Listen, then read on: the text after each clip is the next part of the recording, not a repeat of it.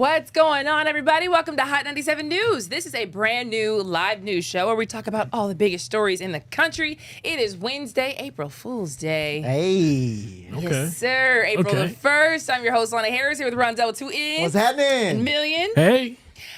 So, all right. I'm looking at all y'all. No, you don't be acting up. You don't be acting up. Y'all, I don't act up. Y'all get on here and these special holidays and start acting up. Did y'all do it, April Fools? I did. wanted to do one on y'all so bad, but I just ran out of time. I did. I did. What'd you do? What'd you do? Yeah. I posted on Instagram that I bought yeah. I bought a G-Wagon. I didn't buy no G-Wagon.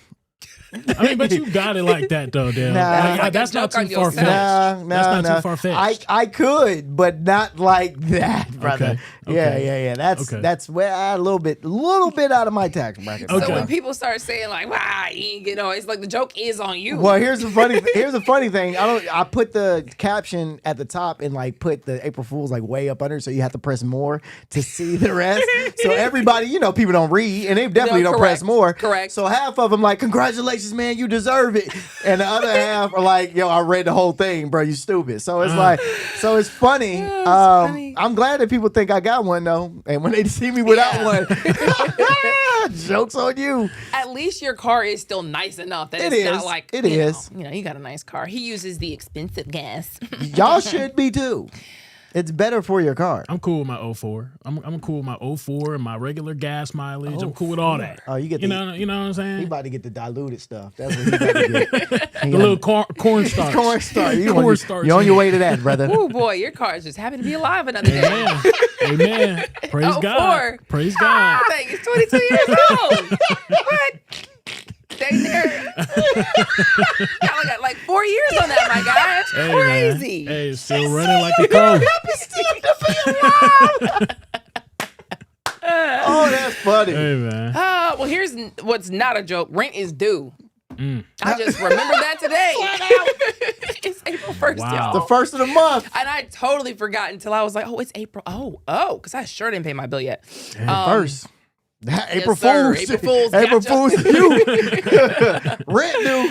Oh, man. Okay, so talk about what these people are up to today. Trump is making an announcement about the war at 9 o'clock tonight, as you've probably heard at this point. What do you guys think he's going to say? A bunch of lies. He probably gonna tell us some things and then go back on some things and probably tell us some more things. It's gonna be another runaround and another up and down. That's not too far fetched. I think I would hope he's saying that he's pulling people back. I would hope that he's saying like, hey, we're stopping the war completely. Yeah. We'll let Israel do their own thing. But realistically, it's probably not going to happen. And if he did say something like that, he probably still going to be sending nukes the next day after he says it. Exactly. That's what I don't know because this could get really interesting or it could just be very boring. Very much the same. We won. We're winning. They want to deal, but we don't want to deal. But, all this kind of stuff. We destroy their army. We destroy their navy. We destroy their air force. Like, that's what I'm kind of expecting to hear. Right. But we'll see what happens. I will say that yesterday, Trump said the U.S. was probably going to pull out in 2 to 3 weeks. He said the Strait of Hormuz is not their problem anymore, baby, because there's really not much they can do about it. And here's what he said specifically. Or done with the war? I think we're 2 or 3 weeks. Not 3 weeks. If it is We'll leave weeks, because there's no reason for us to do this. Look, problem with the Strait, a guy can take a mine, drop it in the water, and say, "Oh, it's unsafe." It's not like you're taking out an army or you're taking out a country or they can drop it. Or you can take a machine gun from the shore, shoot a few bullets on a ship, or maybe an over-the-shoulder missile, small missiles. That's not for us. That'll be for France. That'll be for whoever's using the Strait. But I think when we leave, probably that's all cleared up. These people just set a fire and run. Yes. That's real talk. Was he trying to say that, it's not even that bad because a threat could be anything?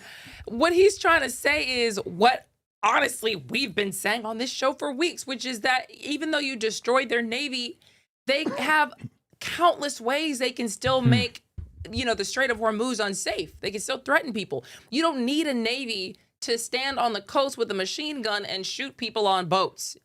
You don't need a navy to drop mines from fishing boats. So you can do, that's what people have been saying. That's why it's been frustrating hearing, some of these news outlets talk about how, we destroyed their navy. And everybody who's not acknowledging that is just being unfair and having TDS. And it's like, bro, but the threat is not gone. Mm-hmm. Like, you can destroy their navy. He is also now saying the Iranians don't have to make a deal with the U.S. for us to consider this over. And here's that. Ask me a question. No, they don't have to make a deal with me. When we feel that they are, for a long period of time, put into the Stone Ages, and they won't be able to come up with a nuclear weapon, then we'll leave. Whether we have a deal or not, it's irrelevant. Now, it's possible that we'll have a deal because they want to make a deal. They want to make a deal more than I want to make a deal. But in a fairly short period of time, we'll be finished. They will not be able to do a nuclear weapon for years. And when they are ready, maybe in a long time from now, able to do a nuclear weapon, you'll have a president that will be like me and that he will go there and he'll knock the hell out of them again. So we did all this to have this same conversation in a couple years, 10 years, 20 years, however long it is. Like, now we just made this our kids' problem. Yeah, exactly. Like, what are we talking about here? We left people who use the Strait of Hormuz for real to figure it out. We left our U.S. allies in the Middle East with the regime in Iran that's pissed and probably now hates them even more. Is probably even more radical after the U.S. accidentally, allegedly killed all those kids in the elementary school.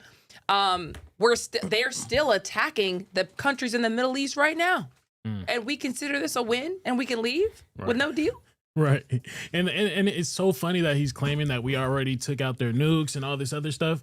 Is it going to be one of those things again where it's 1 year later and we got to send troops back out there because, we got the information wrong. They're still doing stuff and still working on things. It's like, come on, man. Do we have our information accurate this time? That's all I want to know. That's a great question because that's literally what happened. We obliterated their nuclear program last year. Yeah. That lasted for a couple of months.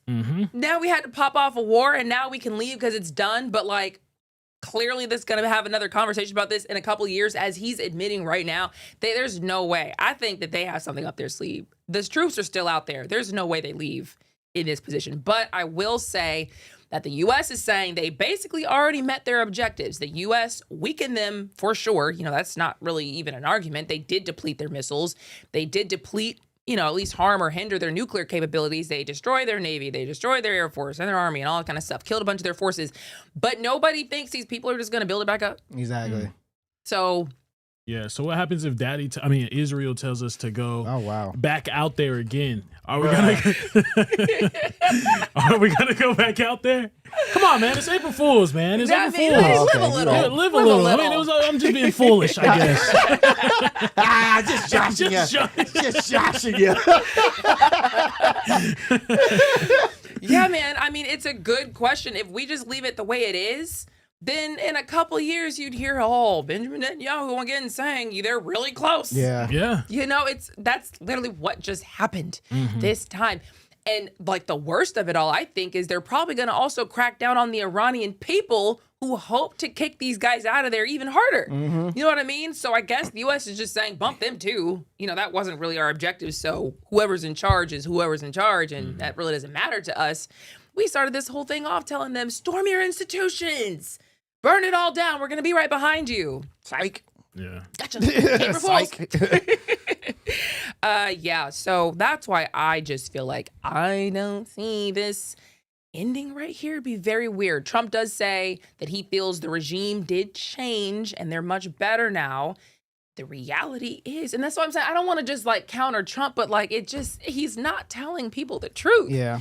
So the regime did not change. They just have different leadership. The same regime is in place. They're still attacking Israel. They're still attacking people in the Middle East right now. They just have different leadership in this regime because the U.S. and Israel did kill a bunch of their leaders, but it's the same regime in charge. I mean, I feel like Israel almost they thought that America, if we do end up pulling it back, they thought America was going to go into this full send. They thought we was going to go through with it because you can't start something like this and just leave willy-nilly. I mean, like you said, there's so much that we're leaving on the table. I mean, I don't even think their war is going to end. I mean, Israel is probably still going to be beefing with Iran, even if we leave in a couple of weeks. If this same regime gets to stay in place, Why would they not be beefing with Israel? Why would they not be beefing with the U.S.? You have to kick them out or we're going to have this same conversation as soon as they build their arsenal back up. And why would they not? That's where it's like, bro, what are we talking about here? Iranian leadership is at least publicly still saying that they have not been negotiating at all. Trump says part of the reason why they're leaving is because, the straits opened enough for him and these people have been nicer. They promised him that gift, and then the gift happened, which was basically letting some ships pass through the Strait of Hormuz. That's what that gift was the other day, by the way. And the Iranian leadership is saying that is not happening at all. They say that the threats and messages that they've gotten, they've been exchanged. And there's been contact with Steve Witkoff, who's the guy who's always running around and making deals beside Trump's son-in-law, Jared Kushner. But that Iranian leader, I think it was the president or it was the foreign minister, one of them, said that they don't believe the U.S. actually believes in diplomacy because both times they tried to negotiate with this administration, they attacked them. So at this point, they're just waiting for the U.S. troops to come. That's what he said. He said that they know how to defend themselves and they can do it even better on the ground. His propaganda, obviously, he's talking his stuff, just letting you know what he's saying. But I will say I looked it up and in the last 2 days, like since Monday, Iran has reportedly hit a port in UAE, an oil tanker in Qatar, an airport in Kuwait, an oil refinery in Israel, really multiple sites in Israel. And that's where I'm like, you just gonna leave all these people to deal with this? After y'all pop this off, they didn't even ask the allies in the Middle East about this. Like, hey, are y'all ready? Are y'all prepared? We cool, we going in? Right. Nothing. So that's what they're all dealing with. I've seen, publicly the Middle Eastern countries say, there should be diplomacy and blah, blah, blah. But I've also seen a couple of them say, no, you can't leave yet. Like, we are trying to keep going here and really push to get these guys out of here. I've seen where maybe Saudi Arabia decides to send some kind of troop. But now the U.S. and Israel have still been hammering Iran. I will say they have not let up. But it just seems to me that our allies out there are super screwed right now. I think it is interesting, though, because it's like, if we pull out, I think this is what I think he was trying to do. If he pulls out now, he could claim during the midterm elections that he took out a Venezuelan president. Then he also took out an Iranian president. So he's going to use that as an excuse to say, yo, vote for me again. We're going to leave the nest and instead of sending millions of troops right now. Once he gets the votes that he gets, if he wins the midterm elections, then he's going to send us right back out there because the nest is still going. And this time he's going to full send it. This is all theory, speculation, but I don't know. I honestly feel like this was the full send. I think they thought that this was going to be easy. That's even conversation that I've seen. I've seen people, even like on Fox News at this point, ask like, was the president given information that made it seem like this was just supposed to be easy? That it was going to be like a one and done Venezuela type of situation? Because that's what it seemed like he thought it was. Remember, like a couple days after this thing started, he was like, I'm going to pick their next leader. I need to be the guy. And then it was like, wait a minute, they're still fighting. So I think they thought that this was going to have been over. Yeah. So now we're talking about pulling out and like we did what we went there to do. No, we didn't. Like, no, we didn't. And that's why I feel like there might pull back in though. There's no way. There's just no way. We've already spent so much money to help our allies out there. There's no way we're just going to just leave them in the dust like that. I don't think so either, especially because Israel is still fighting, which we're going to talk about in just a second. But I did look up what the impacts of the Strait of Hormuz issue has been for other countries. Because for here, we've been complaining about the gas prices. There's something to complain about because they just keep getting higher. You know what I mean? And, by my house, that they do. Playing games. But other countries who really rely on oil from the Strait are super screwed. So we looked up what other countries are having to do. And Sri Lanka is rationing fuel. They have limits on fuel purchases for cars, like how much gas you can even buy. Certain public sector offices are straight up just closed on certain days. Wow. Including schools, offices, just close them. People are getting restricted on how much light and electricity they can use because they have to conserve the system. In Pakistan, they're moving to a 4-day work week for government offices. Their schools are temporarily closed. They have limits on government travel, reduced highway speed limits to save gas. Just like imagine living somewhere where imagine the government right now says you have to limit how much gas you can get, how much light you can use at home, how fast you can go on the highway. Like, that'd be crazy. Wait, hold on, wait a minute, time out. They're telling people how fast they can go on the highway. That's what. And how much gas you can get. Look, man, they rely on this, or they don't have it. It's not there. That's what I'm saying. The U.S. saying like, this is y'all's problem now. Bump y'all. It's really a insane thing to do. But when people say these things and they do these type of things, and people still have to live their regular lives. So my only question, and I always have this like thought: how do people explain this to their jobs? Like if you in traffic or if you late to work. And you like, hey, I only could go 50 miles an hour today. Okay. They was only the speed limit on the road was 50 today. I tried to rush, I only could get 50. Now, if you late to work and you ain't got no gas and you try to fill up your tank or get a little gas and hey, you only can put $10 in your tank today. And it's like, hey, bro, I need 20 to get to work. Yeah. And now, how do you explain these things to your job? That'd be my only thought. I'd be thinking like that. I think, first of all, your job would be like, well, then you need to wake up earlier. Yeah, you know what I mean? true. That's okay, what I do. true. But at the same time, for your other point, if you need $20 of gas to get to work and you can only get 10. Come on now. 10? I mean, do I just quit my job? I mean, it's a bunch of different countries. Laos, Myanmar, Nepal, Bangladesh, a lot of the countries out in that region, they relied on this stuff. So all of them have some kind of form of fuel rationing, including cooking gas limits, by the way. Universities have been closed, restrictions on air conditioning use, and y'all know it's hot out there. No, for sure. In the Middle East. That's crazy. India is capping industrial natural gas. I saw videos of Indians like literally fighting at a gas station. Really? Like fighting. Because it was like, I don't know where they were, but they were fighting over gas. Because it was like, I need the gas. Dang. Now, who's probably like really smiling right now. Y'all remember that black kid on TikTok that was making gas out of plastic? Wait a minute, I do. Y'all remember that? Was that real? That was a real thing. Why do you keep thinking this man was real? He was finessing. No, he wasn't, bro. He was finessing. No, he wasn't. He was a real dude. Why do There's you no way. Yes, he was making gas out of plastic.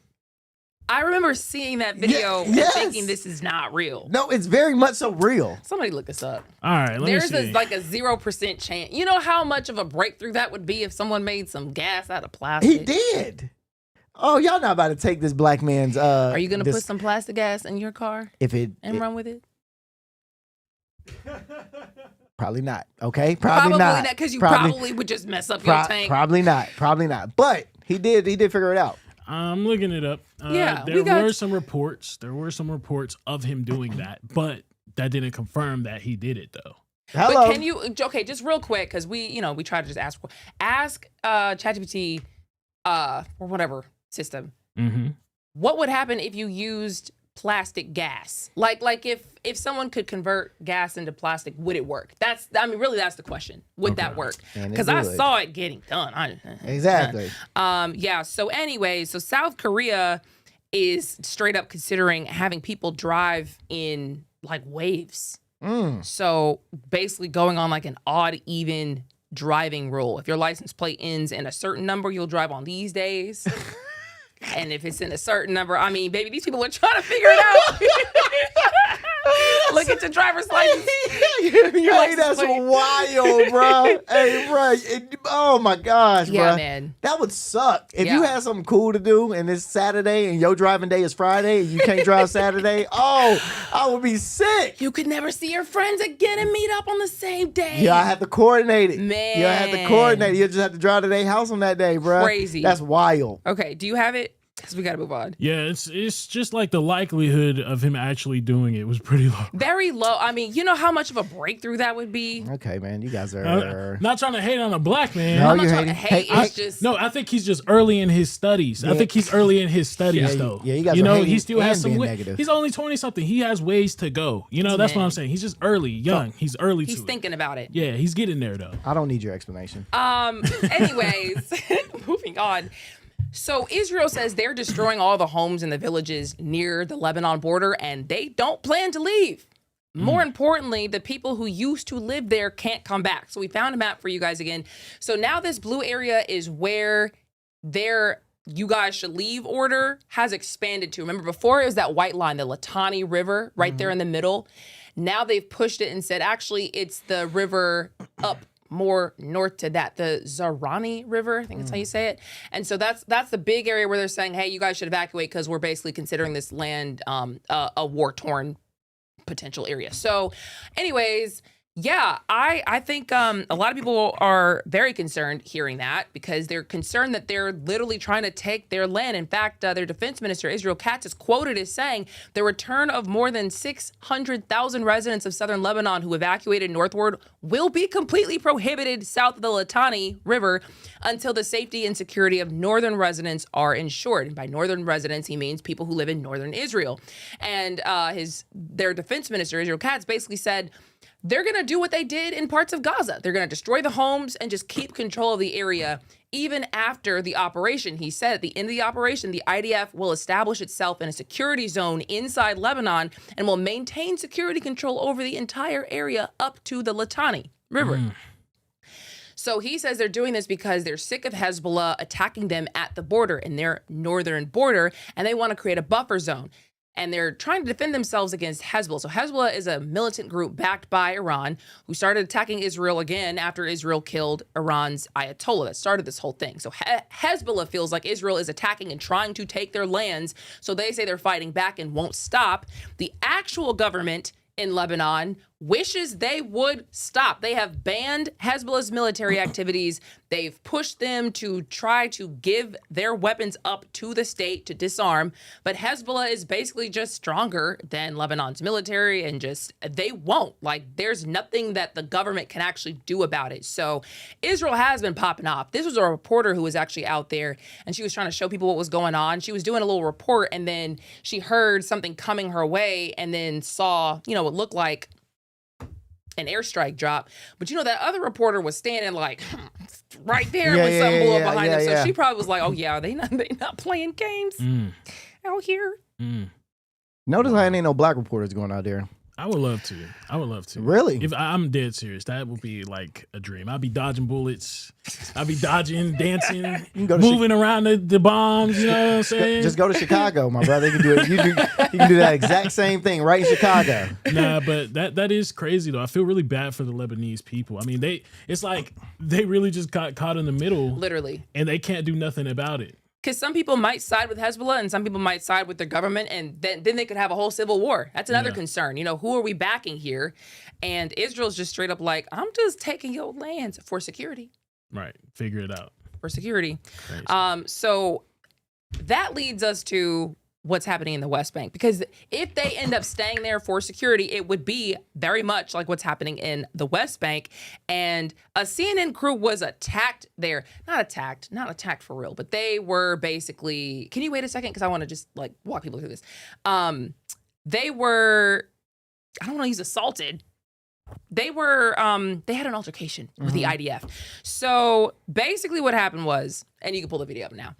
CNN they're reporting on this man who was beat up basically by settlers who came. His family and multiple eyewitnesses say Israeli settlers stormed into his house in the middle of the night and beat him up to a pulp. And I saw that was like one of the better videos of him. He was beaten up. So the allegation then was they just stayed there. Right there. So they set up like a little outpost that's considered illegal here, even under Israeli law. And they claim the soldiers did nothing. So CNN, they go out there to report on this, which there's very few reporters out there right now, I will say, especially from American outlets. So the IDF then sees their crew, and we can start this next video for you to show you kind of where this starts up. They see their crew out there and they say they immediately start just pointing guns at them, and the producer identifies them as journalists. So here's what happens from there. Sit down, sit down, sit down. So the soldiers just immediately came up and started pointing their weapons directly at us, telling everyone to sit down immediately. Obviously, we're not posing any threat here. So he says then they started grabbing at their cameras and put one of them in a chokehold, forced him to the ground, and damaged his camera. That's why I was saying, I don't know what word to use here, but if you in a chokehold on the ground, you something happened. So he says later on in, the same altercation, a couple Palestinians were detained when he claims a whole problem started with the Israeli settlers who came in, beat up a man in his house, and then just kind of set up an outpost there. So the CNN crew said it was clear to them that the IDF is really there to protect the settlers who are coming in from Israel and not the Palestinians who live there. because the Palestinians who live there keep finding themselves in the hospital. And then they'll go report it to the IDF, and the IDF will blame them for whatever happened. That's what they said. So these settlements, again, they are illegal. You can't just come in and take someone's land to live on it, but that's what's been happening there because it is occupied. So Israel said, this is not okay. They actually hopped on this incident faster than usual. They kicked out that whole battalion out of the West Bank. They said they're not allowed to carry out missions anymore. They got to go through training on how to behave properly, and they were disciplined. And the soldier, there was one soldier who said that land like belonged to Jews. That's what he said, his words. That guy was kicked out.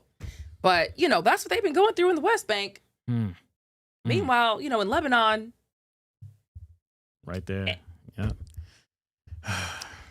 We're helping them conquer. Are we? Helping them conquer almost, it seems, at least. People They're are in their expanding. conquering era. You know what I They're mean? expanding. Yeah. People be expanding. Because I don't know, because they're not, it is not the IDF's mission or their values. It doesn't align with their values, they've said, for this stuff to be happening. So that's why they did punish that unit and kick them all out of the West Bank.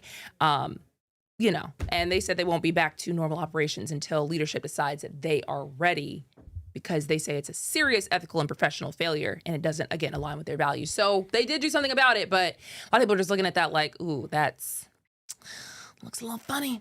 But we do have to go to a quick break. We'll be right back after this.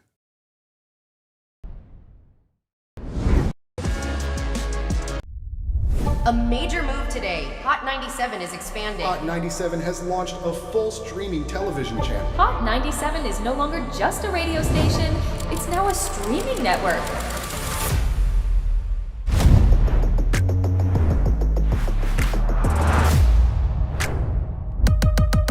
Welcome to Hot 97 News. Let's dive into the news because the news has been newsing.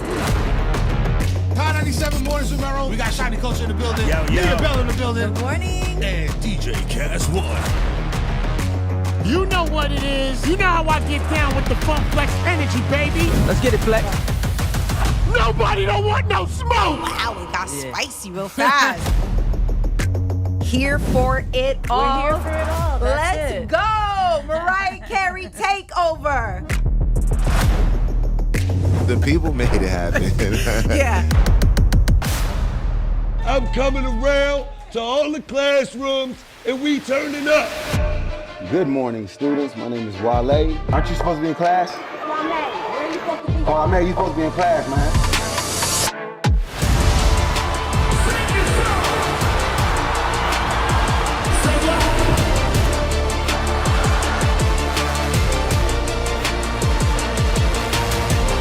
Rihanna has become a true worldwide icon.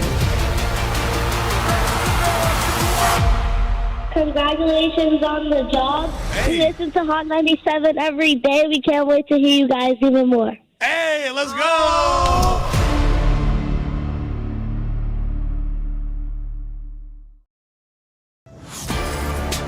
Get ready. The legend is on your screen. Funk Flex, the man who defines hip-hop, is bringing the heat from the radio booth to your TV. Where's my camera at? That's my camera? All right. The biggest beats, the hottest freestyles, and that classic Flex energy. Bars are back. Now in your living room. Don't just hear it, watch the movement. Funk Flex, now on Hot 97 TV, Mondays and Fridays at 7:30 p.m. The voice and attitude you love, now on your screen. I love this. Nessa brings her unfiltered energy, real talk, and celebrity interviews from the radio to your TV. It's the same Nessa you know. Bold, funny, and always keeping it real. Catch Nessa, now on TV. Damn, that was deep right now. Tuesdays at 7:30 p.m. and Fridays at 7 p.m. Only on Hot 97 TV.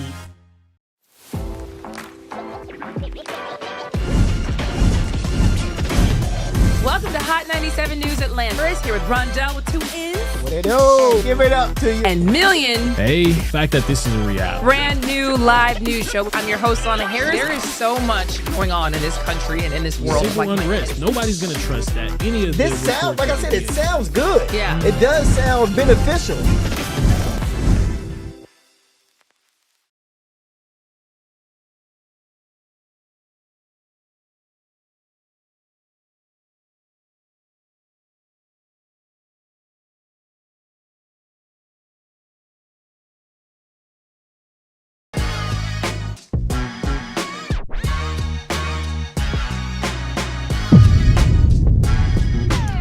All right, what's going on, everybody? Welcome back to Hot 97 News. So we have seen some grumblings that our TSA workers are kind of getting paid to a degree, just a little bit, and that was because of that executive order from Trump.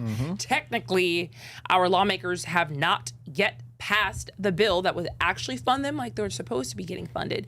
So the people have been trying to see what our lawmakers are up to while the TSA are not getting paid like they're supposed to be getting paid.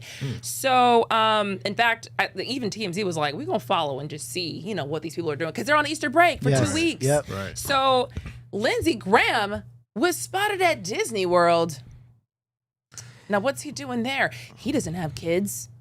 Oh, that's weird. He also doesn't have a wife. Yeah, so He also doesn't have a wife. so he's a Disney adult? Wow. And a Disney souvenir adult at that, because what is that in his hand? See, bro, when you do stuff like this and there's Epstein files out and things like that, this does not help out your case at all. You being at Disney by yourself.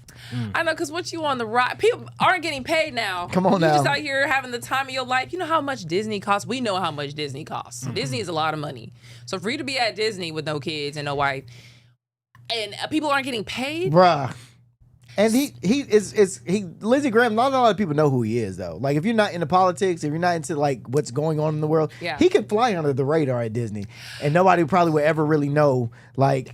That's very true for a lot of people, but he would also, on the flip side, be known. Like, if you know who Lindsey Graham is, you know who that's Lindsey what Graham That's what I'm is. saying. That's what I'm saying. That's what I'm saying. But I guarantee people at Disney, probably maybe less than... like 30%, like I think it's really low of the people that know him. I think more people know who he is at Disney than people don't know who he is. But for more people know who he is than people that don't know who he is. But you know, it's still Disney World. No, it's funny because you know how many parents are with their kids might want to punch that man in the face. What? What? Gotta be civil. So Lindsey Graham responded because everybody saw these photos, and he said that he was in Florida for a meeting with a Trump advisor about foreign policy. This was about Saudi-Israel relations. Of course, it was not about South Carolina, whom he is the senator for, because he doesn't talk to them for real. He said he only went to Disney afterwards to visit his friends briefly. So, how about that? That's his so friends. He said he voted multiple times to fund the government. He said the Democrats are at fault for the shutdown, so bump that. I did my job. Blame the other side. That's what he said. That's why I'm here with the toy. Wasn't he also like a warmonger in a sense? He's one of those people that was like pro this war, pro going out there. Oh my God. Foaming at the mouth, this man was. He was in Israel talking about it, U.S. talking about it, on the news talking about, we need to go to war. We need to free the people from an oppressive regime. They literally call him Uncle Lindsey because he's been pushing to get this regime out. People appreciated him for that in Iran. And I was over there just looking like, these people do not care for real about people. But that's the rep he got. He's now getting a lot of flack because he's randomly on the, let's make a deal. Let's pull out. We've done what we need to do. Let's just go. And people who, you know, supported him even on the idea of trying to get this regime out are like, what do you mean? Right. You've been trying to stoke this stuff for years. But yeah, it's not a good look. Come to find out, man doesn't even have wife or children, but you want to send kids out to wars?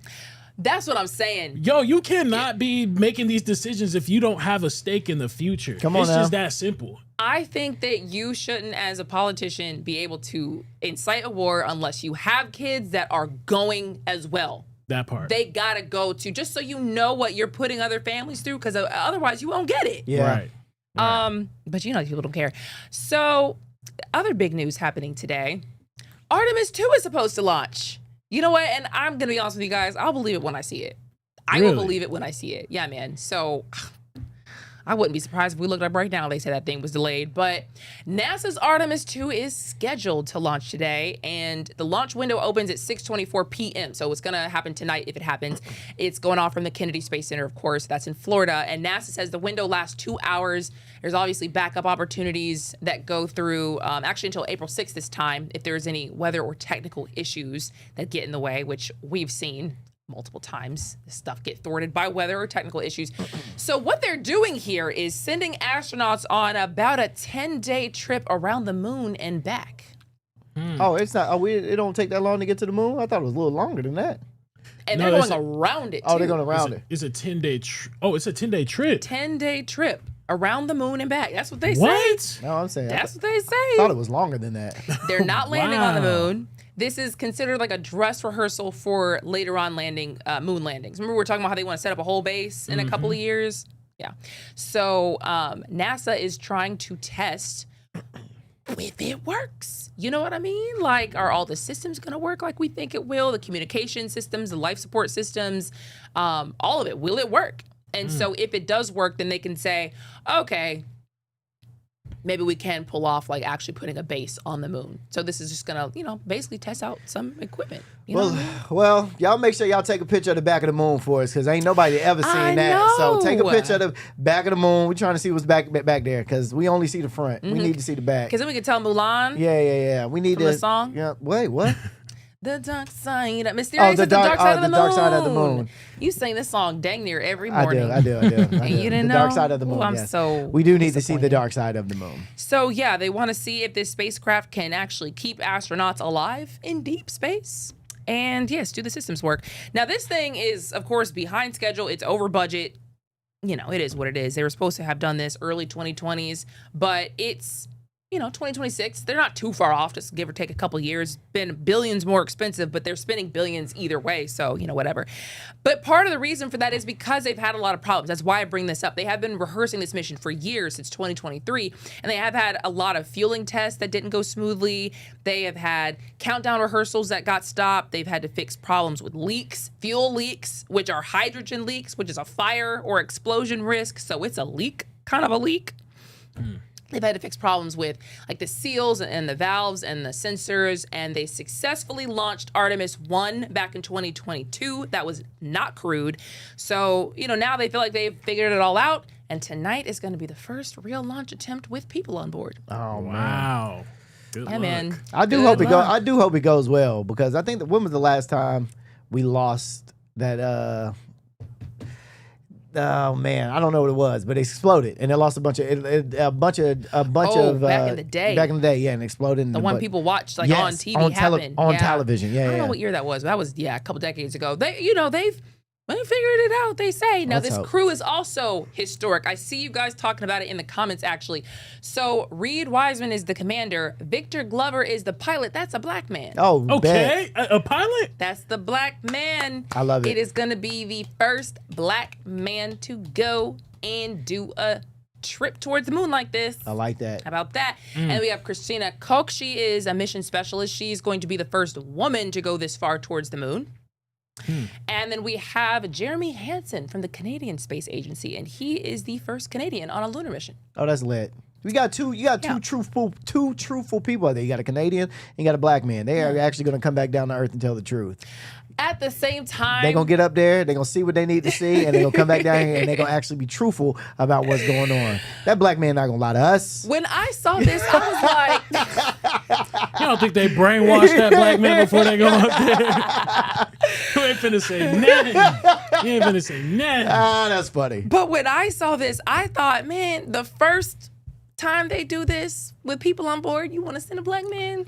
Oh, okay. You know I see what what I you're mean? saying. You didn't want to go on the second one? I see what you're saying. Nah, but I think it hits more when it's like the first. We the first. I tell you this, if anything happens to that, I'm gonna be so mad. We protesting. We lost. We have to protest. We gotta protest. As black people, I think we lost the black person in the one that exploded on television too. Oh my God! Why are you trying to take us back to such painful times? I'm just saying. I think we did. Let me look that up. Look, I don't want to know that. Dang. Mm-hmm. I would not be the first to do anything in space. I need to see y'all do this a couple times, especially with all these problems. Leaks? What do you mean a fuel leak? What do you mean that fuel leak can cause an explosion? Yeah. I'm in space? Yeah. That's why I brought up that medevac that happened the other day. Remember that? Yeah. That guy who just suddenly couldn't talk in space? Yeah. Yeah. What if they get stuck up there and it's longer than 10 days? Y'all remember? And that's what happened. They got stuck up there? Oh, we can see the Challenger. That's what it was. Yeah, there sure was a black man on the Challenger. And he ain't survived. He ain't make it. Ronald McNair was black and was on the Challenger. And there was a woman on that flight. All right. That's what I'm saying, bro. That's what I'm saying, bro. Crazy, bro. feel like two women, yeah. Dang. We gotta find a way to show the people what we're looking at. Oh yeah, man. I'm You know thinking what they I can see mean? what we can see. No, My they can't bad. see that. We were just looking at a picture of the Challenger crew. But anywho, yeah, man, I hope they do. I mean, look, they are still out there. Last I checked, Artemis hadn't been scrubbed yet. You know, they scrub it for the weather. They delayed a couple days, but it's being loaded with fuel right now. Go ahead, black man. So as long as there's no leaks, I hope the best for them. Because speaking of getting stuck in space, remember that people did get stuck in space for months. Yep, for months. They were supposed to have been back. I don't remember how long the mission was supposed to be. Let's call it 2 months, and they were stuck out there for like an extra like 7. Mm-hmm. It was a couple of months, 5, 7, 9, whatever it was. They were stuck out there for longer than they were supposed to be out there. And I was like, see, this is what I'm saying. I'm not going to no space if you can't prove to me you can get me back. Yeah. I need to know for a fact that this thing can turn around and land on ground. I need to know for a fact. And you start talking about people suddenly can't talk. Yeah. No. Please. Anyways, back here on Earth, I know Trump is sick today. A judge said he has to stop building that ballroom. Yes. We were just talking about it. You know what? It got a little sketchy to me when he said the military was building an underground bunker underneath. Mm-hmm. That's when I thought, yeah, y'all really about to let donors, private donors, help build a ballroom that has a massive military bunker underneath? That does not smell right. But, you know, the federal judge, Richard Leon, who blocked this, basically said, you know, Trump is the steward of the White House, but he doesn't live there. Like, it's not his. True. Yeah, so he can't just like do this. That's what the judge said. Obviously, the Trump administration said they were going to appeal this decision because they want the ballroom. You know, Trump said that it's a really needed thing they've wanted to have for years. In fact, we have his comments on what happened, and this is what he said. Basically, he's saying I need congressional approval. And he's so wrong. This is being financed privately. It's a donation that's being given by companies, very rich people, so that for 150 years they've wanted a ballroom here. We're going to have the finest ballroom, I believe, anywhere in the world. And he said, we need congressional approval. Well, they don't get congressional approval from the White House. When they do things, they don't, especially when we didn't ask for any tax money. We have no taxes. This is taxpayer free. We have no taxpayer putting up 10 cents. And presidents for 150 years have wanted this ballroom to be built because when we have President Xi or other presidents or prime ministers coming, we don't have a big room. We have the East Room, which is very small. Did Obama want that? I never heard Obama once talk about wanting that ballroom. He said all the presidents wanted it. So I ain't never hear Obama speak about that.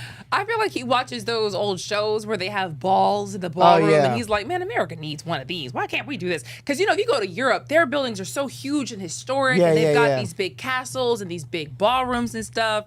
You know, America's a little baby, comparatively. We're only 250 years old. They've been there for hundreds and hundreds and hundreds of years.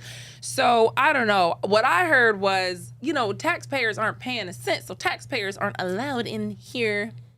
True. That's what I heard. I mean, I don't feel the need to go anyway. You know what I'm saying? I would want to go. I don't think I would want to see. I mean, it's no. I mean, you seen one ballroom, you seen them all. You know what I mean? Like, what's? Look at the picture again. I don't know.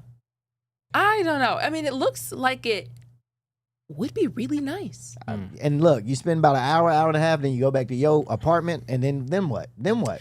No, but like, what if you could have a time? Like, what if like back in the day, you could get a little invite, go to the ball, you know? Okay. I mean, and because this is how some people will be living. It's probably not like us. Yeah. But for the rich people donating to this stuff, what if they throw like a bash in there? That would be dope for them. It's just, you know, we would be looking in the windows outside of the White House. That's my problem with it. Like, this is the people's house. I wonder if we get our money back, like the people that actually donated, if we get our money back. Who is it? We. You keep saying we get our money back. back. I told you. You said it twice. We let it slip the first time. I told you. When I needed I put towards this project also, bro. My little $10 does count. Where did you donate that $10? You see that chair right there? That's the chair that the back of it. You know, the back of it, not the full chair. Oh, just one of the legs. One of the legs. One of the legs. My little $10 helped build that. I will be taking it with me. Your $10 went to the stub on the bottom of the leg that touches the floor. That's what, and it went to a part of that because it was probably $100. I either need my money back. I need my money back, or I need a trip to the White House. One of the two, bro. One of the two. I don't know, man. This looks very Illuminati-ish. Yes, bulletproof windows it's supposed to have. It's supposed to be a very... Why do you need this for a ballroom? You don't. Unless you're doing things that you don't want people to know that you're doing. That's all I'm saying. Think about it. That's how I felt about that bunker underneath. Think about it. Hey, look, y'all think a Diddy party crazy. Go to a White House ballroom party, boy. What? 1 o'clock hit, boy. The windows come down like on iRobot. Everything closed down. Boy, get dark. People have masks. People have masks. The red light come on, and then the floor just sink and go all the way down to the basement. Hey, bro, it's a whole thing, bro. Listen, it's not lost upon us that these people are potentially in the Epstein crowd. Come on now. If I could think of the last people who need an underground bunker, it would be the people who would be invited to these pornies. Come on, man. You ain't lying. Those billionaires that own these companies that's donating. Dog. Crazy. Go ahead, get an invite if you want to, Million. Good luck. What you think they gonna do? Sacrifice you. You black, dog. You gonna be the first one. You see that big black man right there? Yeah, go get him. Hey, I thought he was cleaning the bathroom. Yeah. I thought he was a janitor. No, he's actually was invited. You know, one of those black jobs. That's how he started this out. Oh man. Yeah, man. So that's happening. Again, the Trump administration is appealing because they would like to do this. They want to have, the time pop off. And he again says that he doesn't need congressional approval because it's not being used with taxpayer money and it's all fine. There's been other projects. I think Obama put in like a basketball court, right? And very black of him. Very black thing to do. Not mad at it. I respect it. I respect it. Trump took out the Rose Garden, made a little patio. So he's done some things. You're allowed to do things to the White House. I think this just went they took it too far. A little too far. They took it too far. I think he's the only person that's done the most extensive things to the UFC thing. UFC is crazy. Come on, bro. They want to do a UFC fight on the White House lawn this year. So much he's trying to do at the White House. I've never just heard of any president doing ever. You know what? I just remembered the Hunger Games. The Hunger for Games the teens is happening this It's year. happening this summer. Man, yeah, they got a lot going on. A lot. I do. A lot. Okay, let me go to your story first. Okay, because I don't know what this is about. Which one? Something off in the classroom? Oh, yeah, that's cool. Is that an interesting story? Yeah, it is. All right. Well, apparently something was off in the classroom. Oh, I forgot to change the title. Because if you don't watch the Atlanta side, he gives me all types of crazy titles. This is the story. You ready? Give it to him how you usually go ahead. Something was off in the classroom. Go ahead, bro. Give it to him. Sorry. Something was off in the classroom, and it wasn't the math. An honors teacher. Oh, let me stop. An honors math teacher didn't just bring problems to the class. She allegedly brought product. Okay, we're talking about Jocelyn MacArthur, a 33-year-old teacher at Overhills High School in Spring Lake, who police say was caught with marijuana she intended to sell. Oh, that's not what I thought she was gonna look like. She was the plug at the school. All right. Wow. Now this didn't just come out of nowhere. According to a former colleague, this was a year-long situation. They said she allegedly reeked of marijuana every single day. Even the classroom smelled like it. Imagine trying to solve algebra while your room smells like a music festival, just weed everywhere. You know what I mean? What makes it worse? Administrators reportedly tried to remove her multiple times, sent her home, tried to fire her, but somehow she ended up right back in front of the students. So when deputies stepped in, they just didn't find drugs. They also said she had paraphernalia and even a pink stun gun on school property. So now you got students learning geometry while their teachers are allegedly running a side hustle and carrying a weapon. She's now facing multiple charges, including intent to sell near a school and sitting on a $100,000 bond, waiting for her April 14th court date. Man. Hey, the plug at the school. All right, true story. I ain't gonna lie. No lie told right here, bro. All right, there was a police officer, our SRO officer at my school, at my high school. He wasn't dealing drugs, but what he would do is if he found drugs on you, he would take them and he would smoke it. And we found that out because one day we walked to the back parking lot to go skip, and he was out in the car smoking weed, bro. What? Hey, bro, I put that on everything I love. He was out in the car smoking weed, and we know it wasn't his. Dang. He was like looking for weed on Bruh, campus. always, like, hey, scratching bro, for he it. was like a crackhead, dog. The way he would, it's like, dang, bro, ain't no way you always busting somebody, bro. And he will always bust the same 3 dudes. That's Dang. crazy. I mean, he will bust the plugs of the school because Yeah. he knew. And at some point, I just wanted to be like, hey, bro, won't you just, like, you stealing at this point. You're Yeah. not even like, come on, bro. Just buy some weed from him. Y'all can support a local brother. At this point, it was like a tax. You want to bring it into school? I'm gonna tax you. Taking a piece. I'm taxing you. Yeah. Crazy, bro. Facts. We found him back there just smoking, bro. Oh, and then when he looked at us, though, here's the crazy part. He looked at us, look at him, and we were both like this. And and he knew, but after that day, bro, he ain't take nobody weed no more because he knew we was gonna snitch. Yeah. So it was an understanding of like, hey, we saw All you, right. we know what you're doing, just don't bother. And bro, That's crazy. Never That's again. crazy. That's a true story, dog. Oh man, that's funny. Okay.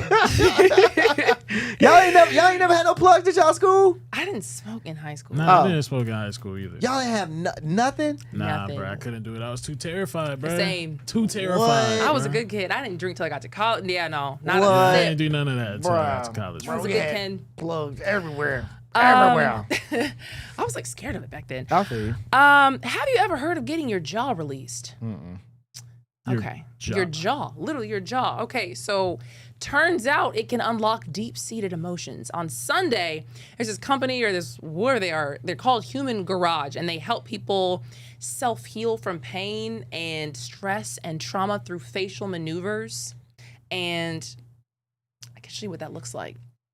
Because some of y'all need y'all's jaws released. Probably. This was a singer, and they do this. Look, hold on, look. Oh, it's Leanne Rhymes. Oh, wow. Like Oh a my release. God. Dang. It was like, and she's not the only person I've seen, because I thought maybe it was like, I got depression up here in my jaw. I got sadness right here. you got some sadness right up there. I got right up there. Oh, wow. Apparently, why don't you try it? Because you might start crying I on the would news. I would actually like to know how this is done. Again, she was not the only person I've seen go through this and immediately start crying like that. And I cut it because it was sounding a little, I didn't want to, the point wasn't to laugh at her or like put her on blast or anything. It literally was just to show like it was a real. See? That's why See. that's why she ain't put it on right there because of you, dog. Because of you. So you laughing at Leanne Rhymes' pain right now. But this is so stupid, bro. What do you mean? What? You don't know. Put your thumb. You don't know. First of all, I'm not letting nobody put their hands in my mouth, okay? We're going to go ahead and stop it right there. Now, one person put their hands in my mouth. I'll do it to myself, but I ain't letting no doctor just go up. Nah, man, we ain't at the dentist. I wonder, because I do want to try, because it seems like something you could probably just Google, right? And just see what are they, like they're not doing anything crazy. So it says you can see the exact moment the tension breaks and the emotional weight lifts. So I guess there is some type of tension in your jaw that correlates to your mind. And it gets stuck there. And it gets stuck and right you can in just your release jaw. it like it's a pressure point. Ah, man. That's what they say. It probably all the lies I've been saying, just like all right here. They just couldn't let it go. That's why your face so bumpy right now. You just be full lying. of lies. Just full of lies. Hey, that's hilarious, bro. Oh, man. Yeah. So, I mean, you could look into it. Apparently, the jaw is one of the body's primary storage sites for stress. Really? Didn't know that, did ya? When we hold back our voice or push through pressure, the fascia and in the face and neck locks to protect us, it says. And so when you use these little facial maneuvers, it signals safety to the nervous system, and we can allow that stored energy to move. Ah, that's very interesting. You know, I've seen a horse. They do that with horses sometimes. They'll lift up a horse's jaw and it will like release tension in their face. And like they got because horses hold a lot of tension up in their jaws and their face. So they'll like lift up their jaws and it will release a lot of tension. Okay, that kind of makes sense a little bit. Interesting. I kind of want to try it. I'm not gonna lie. I would like you to try like on the new, like right now. Yeah, I'm good off You that. got some demons that might be. You never know, man. I've gone through a lot in my life. Yeah, as y'all can tell, I've been through a lot. So I mean, who knows? I probably still do. But I would like to see. But I would have to. I ain't just about to press my thumb against my roof of my mouth and just hope something works. First of all, I would call you nasty because you would need to wash your hands first. Well, that too. That too. But I would like to see. Did anybody else do this? I went to look because I thought maybe that was just like a unique reaction, but no, I've seen. Oh, I saw, multiple people. Another video. Yeah, they didn't cry quite as hard. I think she had gone through something specifically. I can't remember what it was, but she was saying how it was impacting her singing. Oh, and so she like really felt a release. But this other lady, like she had the same huge, wide mouth like cry, and then took it down like faster than she did, basically. But it happened. They should probably do this on all the racist people out there in the world. Just release the racism from their body. You think it would just release racism? I don't know. You know what I mean? No? Man, you don't think I don't that? know. I wonder if there is. Look, somebody should look that up. Is there a facial maneuverist in Atlanta? Oh, we need to find them and bring them on the show ASAP. Or in different cities? Oh, bring them on the show ASAP. New York City, you know what's up? We know you're on the airwaves now. I need to see how that is done because I would love to see somebody get this done in person. I would be willing to like have one of y'all go do it and then we film it and then show it. Why don't you do it? Well, you know, Yeah, why you keep wanting us? Any black people do it? Did any black people do it online when you was scrolling? Oh, I haven't seen. I didn't see. They were both just oppression, just leaving their body, just hatred and oppression and everything, just leaving. Yeah, but some of y'all need some hatred and oppression leaving you. Oh, true, 1,000%. Oppression as well, you know, because some people want to 1,000%. hang on to oppression, and it's like, boy, just let that go. Let it go a little bit. Just a little bit of it, not all of it. You can hold on to a little bit of oppression, but not all of it. They do have some in Atlanta. They do. Oh, they do. We might have to check them out. Get their email. Let's email them. At the very least, tell somebody to release their jaws today. Don't tell them like that. Maybe don't tell them. Don't tell them like that, though. We gotta go to break. We'll be right back with Atlanta stories.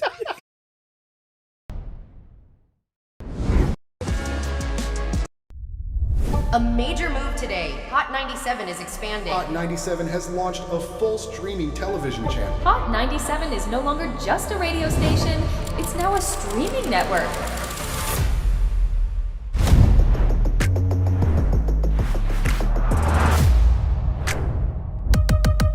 Welcome to Hot 97 News. Let's dive into the news because the news has been newsing. Hot 97 mornings with Merrill. We got Shiny Culture in the building. Leah Bell in the building. Good morning. And DJ Cass One. You know what it is. You know how I get down with the Funk Flex energy, baby. Let's get it, Flex. Nobody don't want no smoke. Wow, it got spicy real fast. Here for it all. We're here for it all. That's Let's it. go. Mariah Carey takeover. The people made it happen. Yeah. I'm coming around to all the classrooms and we turning up. Good morning, students. My name is Wale. Aren't you supposed to be in class? Oh, man, you supposed to be in class, man.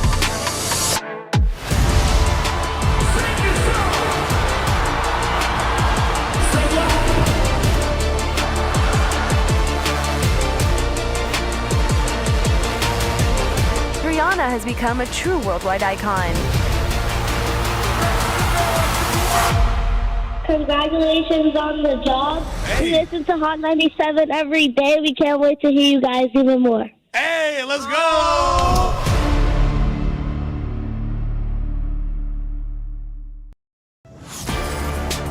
Get ready. The legend is on your screen. Funk Flex, the man who defines hip-hop, is bringing the heat from the radio booth to your TV. Where's my camera at? That's my camera? All right. The biggest beats, the hottest freestyles, and that classic Flex energy. Bars are back. Now in your living room.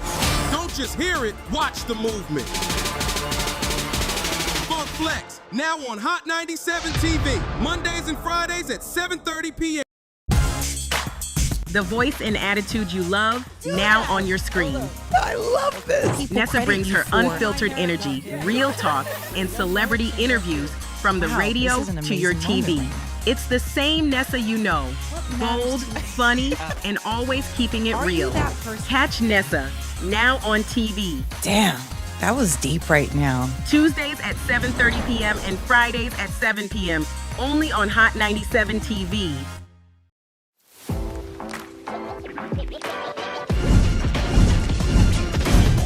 Welcome to Hot 97 News Atlanta. First, here with Rondell with 2 N's. What it do? Give it up to you. And Million. Hey, the fact that this is a reality. Brand new live news show. I'm your host, Lana Harris. There is so much going on in this country and in this world. Civil unrest. Nobody's going to trust that. Any of this sounds, like I said, it sounds good. Yeah. It does sound beneficial.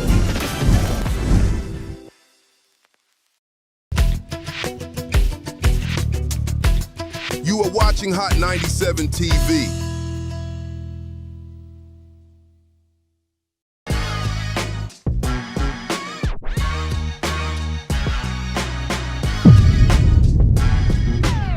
What's going on, everybody? Welcome to Hot 97 News Atlanta. This is a brand new live news show where we talk about all the biggest stories in the city.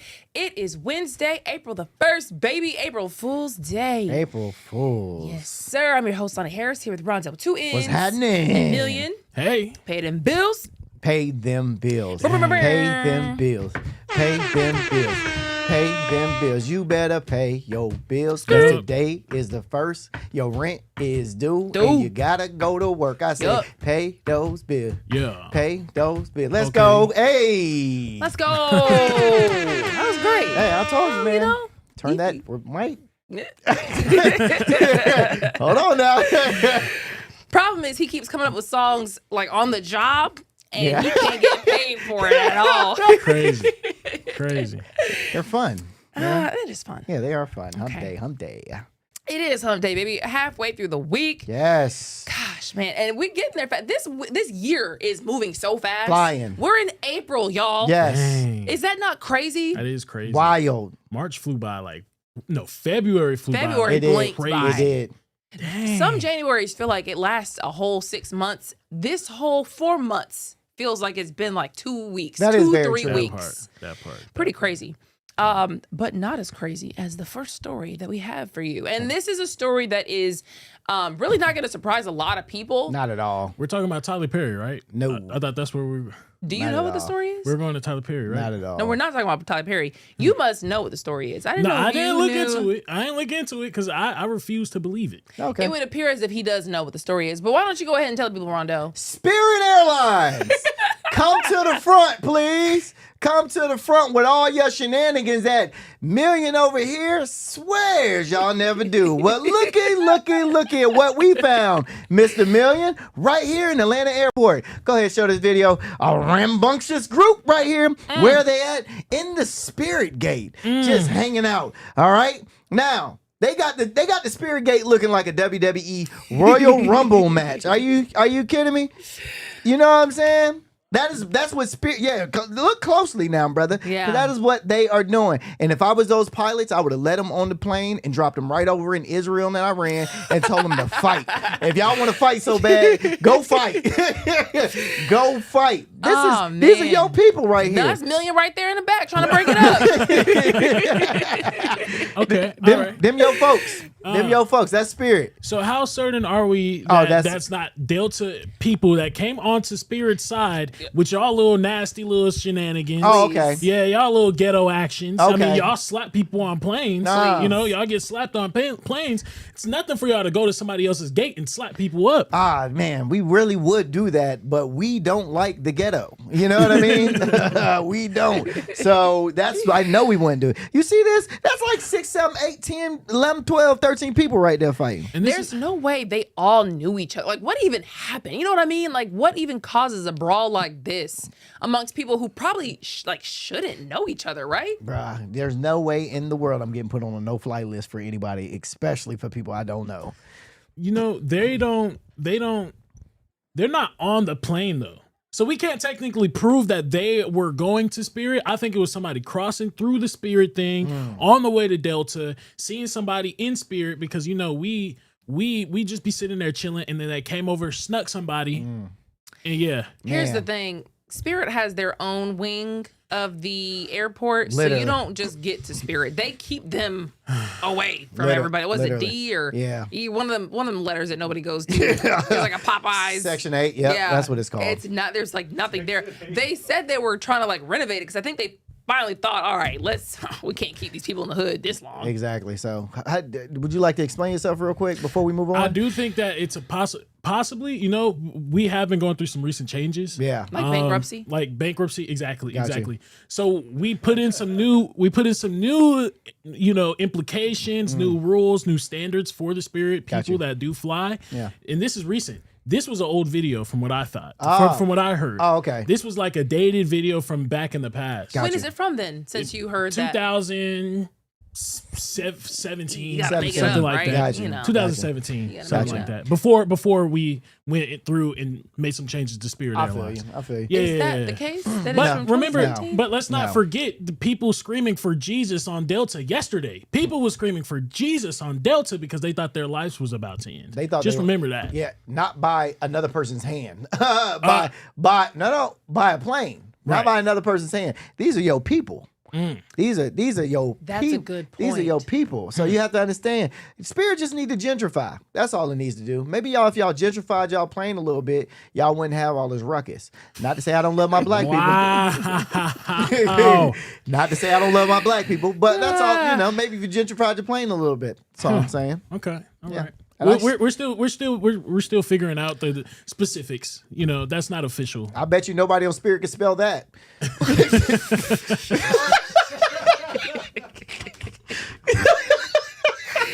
Oof. I don't know why I said that. I'm sorry. Go ahead.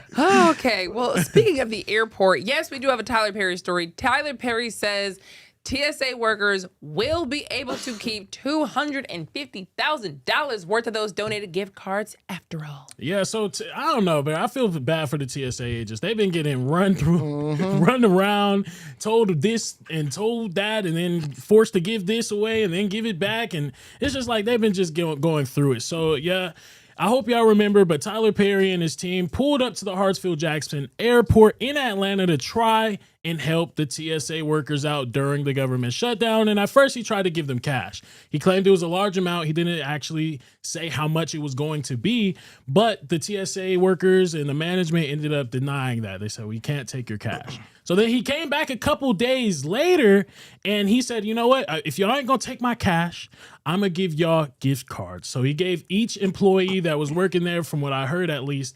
$1,000 each in gift cards. So that ended up rounding up to around $250,000 total. But then the TSA agent still said there was a problem with that. They said it went against our code of ethics. We can't be tipping the TSA workers, even if they are not getting paid, which is crazy to me. They have certain rules in place that say they can't take gift cards or gifts from certain people over like $20. And then you can only get $50 worth of gifts from outside sources. And this can't be tips a whole entire year. It's crazy in this set of circumstances that they're in. That's insane. Exactly. So, but they said, you know what? Look, we're gonna go back to the drawing board, see what our legal team is saying about this. So TSA's legal team ended up saying they could actually keep the cards.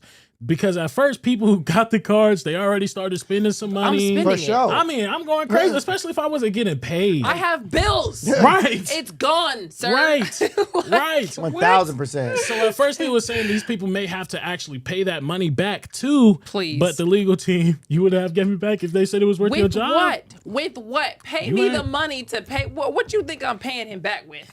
You haven't paid me to work here for free. You gave me an IOU Exactly. to work at the airport for free, and now you have the audacity to tell me to give this man his money back? Crazy. These people have audacity. Crazy. But they did say that they could keep it due to a couple of things. The money was given to a large group, not just one specific person. So, they took that into account, and it was tied to a favor, and it wasn't tied to a favor or special treatment. So like Tyler Perry won't be getting special perks from what he was doing, giving out to the people. So overall, this was a good thing. I'm glad to shout out to TSA. Apparently, according to reports, the lines are moving now since they're getting paid from the recent back pay, things like that. And if I quit when I was a TSA worker during this time, I'd kind of be upset. No, I would. They better give me my job back. There should be no stipulations on getting your job back. And that was my whole thing about this, is that if you quit and you know the reason why I quit wasn't because I wanted to quit, I had to quit. Yeah. It wasn't because I wanted to. I literally just had to go get money to survive. So for those being the stipulations of me quitting, there should be no reason why I shouldn't be like, hey, I need my job back. Is it okay that I come back? Or them saying, because if they say, oh, you left the team high and dry. No, dog, I had to go live. There's no way around me living. I would be really shocked if they gave people a hard time who wanted that job back. Yeah. Specifically because now y'all have just shown the whole world that this can happen twice in the same year because y'all are playing games. You should be lucky people want to have their jobs back. Facts. But at the same time, if you're a TSA agent, you have to take these things into account. Our government might shut down on you. You might not get paid. So you have to stick it out. Right. You still have to keep coming up to work. You can't just quit when things are down and out and bad. Yes, you can. I did it all the time. I did it all the time. If they had a society set up where people just had it, like America's not doing so well that we're all just thriving and flourishing and not just living paycheck to paycheck. They're not paying TSA workers enough for them to not be living paycheck to paycheck. What we say, like $40,000 to $60,000? Y'all don't pay them enough money to be able to stash that much to not have a job for 6 weeks. Like, what are we talking about? So that's where I feel like you people should be lucky people want their job back. Exactly. Because me personally, I would go get it. If I worked at TSA and I quit, I would immediately go try to get hired again. I would too. Oh, I immediately try. Hey, listen, and hopefully you got a rapport with your manager that's good enough to be like, hey, you know why I'm doing this. I'm not doing this because I want to leave. I gotta leave, and I hope you can understand. Hey, yeah, when you there should have been something in their clause. I don't know what their contracts look like, but there should be something in that contract that says, yo, if the government shut down, like you are able to leave, and if it reopens, you should be able to get your job back. That's how I think, man. It sucks. But see, if they did it, then everybody would just leave. I get it. I don't know what they're going to do. Like, I don't know what. This is not supposed to happen. The fact that it happened twice is insane. That's true. It's not supposed to happen like this. This means something is broken. And here's the real thing. For the people that stuck it out, do they get a raise? Do they get more money? Do they get, look, you waited out, D, and you waited it out, and you didn't quit on us, and you get a raise, or you still going to get, like, bro, if I'm a person that stayed down and held it down while everybody was quitting on you, and I didn't complain about not getting paid, and now everybody coming back, I should be the first person. When time needs to be taken off, I should be the first person in line every single time. There should be no batting of an eye when I say, hey, I'm about to take these 2 weeks off and you're going to pay me for these 2 weeks. Oh, I need you. No, you don't. I'm leaving. Yeah. Last time, the people who didn't miss a day got like $10,000, I want to say. But I don't know. There's so many people who quit, and this went on for so long. I don't know if they can do that again, but they definitely deserve it. Shoot, if they only missed like 5 days, come on now, they should get $10,000. Anywho, in these streets of Atlanta, if you don't have a Ring camera yet, you should definitely get one. They out here still in off porches. Come on now. Y'all know. Y'all should have been there known this, man. So look, Gwinnett County residents thought their packages were finally arriving. Turns out it was a delivery driver who came to take something instead. Police say the whole thing was a setup, allegedly led by Lance Vance, 37, and Paloma Mahaloma, I think that's how you say her name, 34, both out of Duluth. And this wasn't just a random porch piracy. This was method acting at its finest. All right. Investigators say the suspects was walking up to homes in a blue Amazon-style vest, looking just like a regular delivery driver. Same walk, same confidence, just a completely different job description. This was happening across unincorporated Duluth and Norcross, especially around Tree Corners Parkway and Satellite Boulevard. Residents thought they were getting packages. Whole time somebody was clocking in to steal them.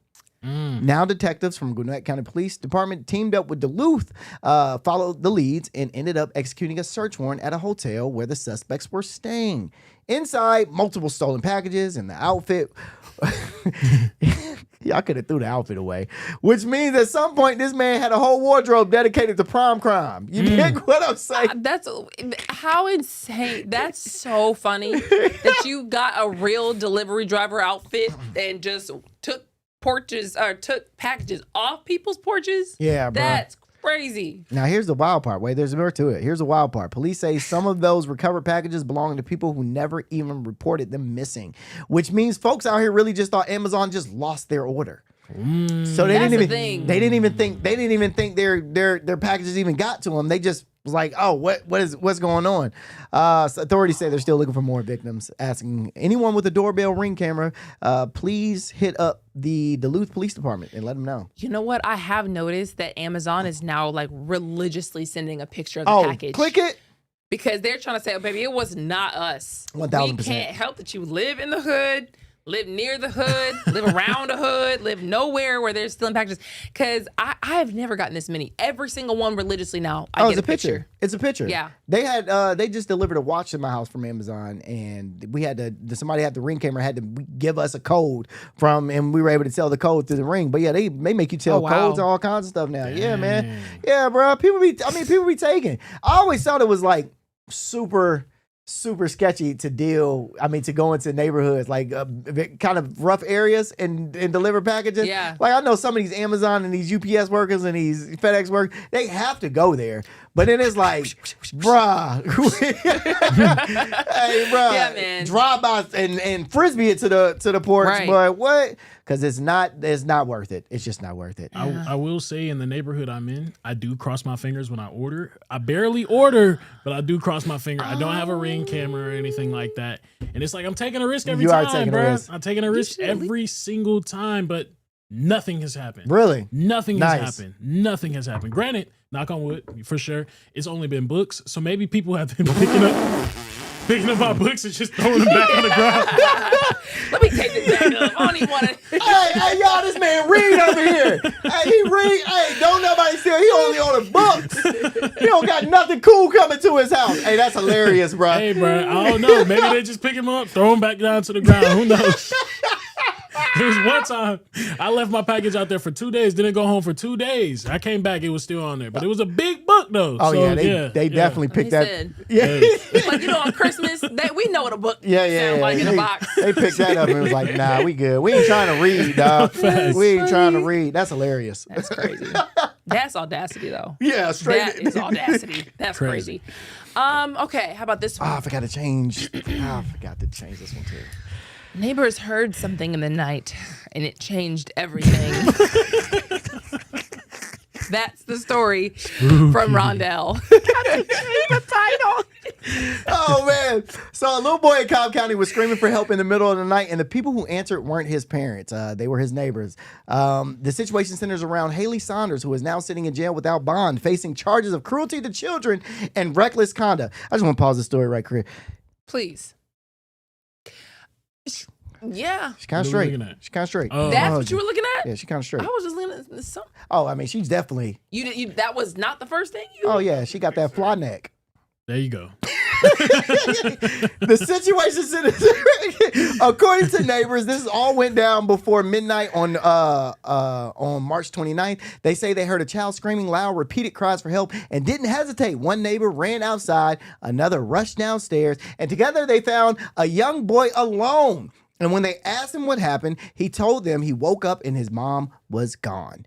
No supervision, no explanation, just a scared child in the middle of the night. Now, neighbors stayed with him for hours, gave him water, fed him chips, tried to calm him down while waiting on police, who say they took about 40 minutes to arrive. When officers got there, they reported the home had discarded food and marijuana inside and described the living condition as not suitable for children. Oh. Yeah, the child's father eventually showed up and took custody before the mother even made it back home.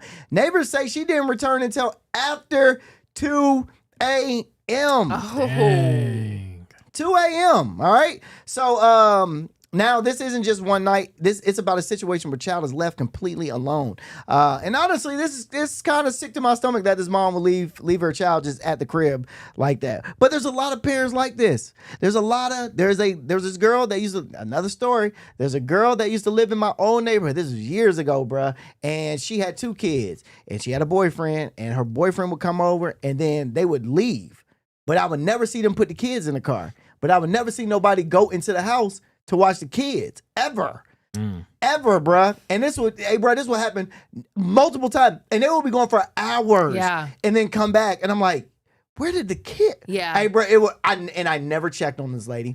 I never checked on the kid. Man, I was like 16, 17. I was like 16, 17. You feel good about yourself? I don't. I actually feel very bad. But it always haunted me like, man, I hope those kids are doing good today. I really do. You know, some parents will tell their kids, all right, don't open this door for nobody. Yeah, Keep it locked. Yeah, but I mean, that's at an age where we lived in neighborhoods where we trusted everybody. Yeah. You know what I mean? Like, we lived in them community neighborhoods where if you did go outside, you walking across the street to like a really good neighbor's house or down the street to a neighbor's house. You know what I'm saying? But yeah, we also had the parents that was like, yeah, don't open that door. Yeah. Lock the door. You heard knocking, don't open it. So it is upsetting. That is crazy. Does it say how old the kid was? No, they didn't give the age of the child. Oh, yeah, they didn't imagine hearing a kid just screaming help. Yeah, they didn't get the age of the child. I mean, I'm guessing the kid's old enough to yell for help. So I mean, at least that's like 4 or 5, 5, 6, 7, 8. You know what I mean? Nah, 6, 7, 8. Maybe 8. Yeah, it's too old. Yeah, 6, 7, 8. We watching ourselves at that point. Yeah. Well, 6, 7, 8. Yeah, I think the legal age you could be at home. 16. At home is it's like 13. 12. 12? It's like 12 or 13. Oh, is it? Yeah. Definitely not 6. You think a 15-year-old can't stay You home? ain't stay at home till 16. Oh, bro, I had an older brother, so we was. I was His always. parents didn't. They always had to keep a watch on him. Oh yeah, for sure. His parents told him, yeah, you can't leave the house. For Not sure. 16, Dale. I was a wild child, bro. A wild child. Half the time I wasn't even at the house. I was at somebody else's house. Well, that is so sad. That is very sad. I'm glad that they're okay though. I wonder if she was just like at the club. Because what do you mean she didn't come back? She do look like she was. Hey, got the butterfly on the neck. On the neck. You know what I'm saying? Like she looked like she was at the club. I could save her though. You can save her? I could save her. I could save her. Okay. I could save her. Save her from what? I can make sure that she's at the house early. Oh yeah. How would you do that, Ron? And bring her. I can get her out of the situation that she's in. How would you be able to get her out of the situation? I would, be a loving person. I would just treat her with love. Oh yeah. You know what I'm saying? My God has blessed me beyond belief with love. And oh, okay. I would definitely pour that love that God has given me onto her and hopefully change her life. Bring her closer to Jesus with me. Thank you. You would be stepdaddies. Don't. Stepdaddy for sure. For sure. For sure. For sure. For sure. For sure. For sure. Shout out to, what's her name? Shout out to you, Haley. First of all, you want to save her. I thought you want to say you want to take her to church. Yeah, I'll take her to church too. You know what? I'm leaving from this conversation. Okay. $9,000 in a mistake. No. See, you read it wrong. I already did. Hold on. Let me try that I actually wrote this one. So. Oh, my bad. A $9,000 mistake almost cost somebody their dream home. Yes, that's exactly what happened to Bill and Kelly Adair out of Bartow County. They were doing everything right, working with agent, getting ready to close when they received what looked like a normal email with writing instructions. So they wired nearly $9,000 just to find out that the email later wasn't from their agent at all. It was a scammer who had spoofed the account and slid in at the perfect moment, right when closing pressure is at its highest. Ooh. By the time they realized what happened, the money was gone. All right. Now they still managed to close on their hhe, but only after dipping into their retirement savings to make up for the difference. So yeah, they got the house, but at what cost did they have to get the house? And this isn't just a one-off situation. According to FBI, Americans have lost over $16 billion to cybercrime last year. And scams like this called business email compromise. We actually just did a course about this, and I almost failed it. Oh, yes, you showed it. And here we had to do a course. We had to do a course about like phishing scams and stuff, and I almost failed it. The questions were very easy. So if you try to scam me through email, you might get me. Okay? You might get me. That's all I'm saying. What is that? So the lesson here is simple. Oh, if you're wiring money for a home, you better pick it up. Oh, you better pick up the phone. Verify everything, people. Yeah. Okay? If you're doing things over the internet, when it comes to sending money, always verify it. Make sure you get a number so you can call and figure it out. Because these people almost lost they crib. Crazy. Wild. 9 bands. 9 bands. Yeah. Crazy. Had to dip in your savings after for 9 bands is wild though. That's tough because doesn't that come with fees and stuff like it that does. too? Yeah. But also, should you be buying a house if you got a dip into your savings and you got a dip into your savings for $9,000? That's not fair. No. You hear what I'm saying? But do you hear what I'm saying? $9,000 if you buying your dream house, maybe house. Maybe it's not Well, We don't know. We didn't. It was no pictures of the house. That wasn't. So we didn't. I didn't see the crib. You dig what I'm Just saying? any house was their dream house. Amen. Amen. Amen. House. Amen. Amen. Okay. Roof over your head, stomach in your belly, clothes on your back. Come on, stomach in your belly. Food in your belly. The bar is low. I just need my stomach and my belly, Lord. Amen. Amen. Which story would you like to do? Because we don't have that much time. Just do this fire. We can just. Okay. Well, yeah, man. So somebody requested death by firing squad for his execution. Which is crazy. We're talking about Michael Wade Nance. Now, currently sitting on death row in Butts County for the 2002 murder of Gagger Ballo in Gwinnett County. Prosecutors say Nance killed Ballo while trying to escape after robbing a bank in Lilburn. Now, Nance agreed that the lethal injection would cause him excruciating pain because of his medical condition and instead requested to be executed by firing squad. That request turned into a full-blown legal battle. They eventually are denying his request to be killed by firing squad, which is crazy. They denied it? Yeah. So at first, the 11th U.S. Circuit Court of Appeals shut it down, saying Georgia law only allows lethal injections, so there's nothing to debate. But then the U.S. Supreme Court stepped in, overturned that decision, but basically said, no, hear me out. Okay. Yeah. So they didn't deny it, but they didn't accept it either. It's still but he doesn't get executed until May 19th. Oh, no, sorry, not May 19th. His execution date is set for This happened in 2002. Oh, it would be sometime soon. They're on death row for like 20, years. 30 years. So there's no, I looked this up because I just wanted to figure out, there's no lethal injection. The last firing squad in Georgia was in the 1900s. You know what? I feel like someone like that, or not just like him, but just anybody be like, yeah, I want to go out like a G. I'm about to stand here while they firing at me. No, you ain't about to live out no TV dream. I'm good off that one. Sit down. But for robbing a bank? Robbing a bank. He got the death penalty? Yeah. But he was kid. He killed the dude. Oh. While trying to escape after robbing a bank. I mean, but still, that seems. Quick question though: if y'all ever were on death row, would y'all firing squad or lethal injection? You know what? Praise the Lord. That I don't even want to. What would you do? Lethal injection. That seems like the most like. Calm. Just go to sleep. Sit me in a chair. Feed me a little meal before the day before. I'm out of here. I'm going home. Going to the upper room. Well, for him. Hello. Yep. Might not. Might not. We do have to go to a quick break. We'll be right back.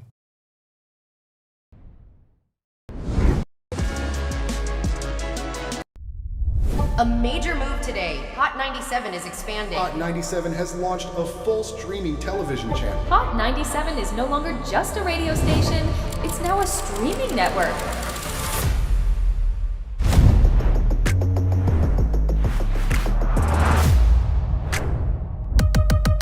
Welcome to Hot 97 News. Let's dive into the news because the news has been newsing. Hot 97 mornings with Merrill. We got Shiny Culture in the building. Leah Bell in the building. Good morning. And DJ Cass One. You know what it is. You know how I get down with the Funk Flex energy, baby. Let's get it, Flex. Nobody don't want no smoke. Wow, it got spicy real fast. Here for it all. We're here for it all. Let's go. Mariah Carey takeover. The people made it happen. Yeah. I'm coming around to all the classrooms and we turning up. Good morning, students. My name is Wale. Aren't you supposed to be in class? Where are you supposed to be? Oh, man, you supposed to be in class, man.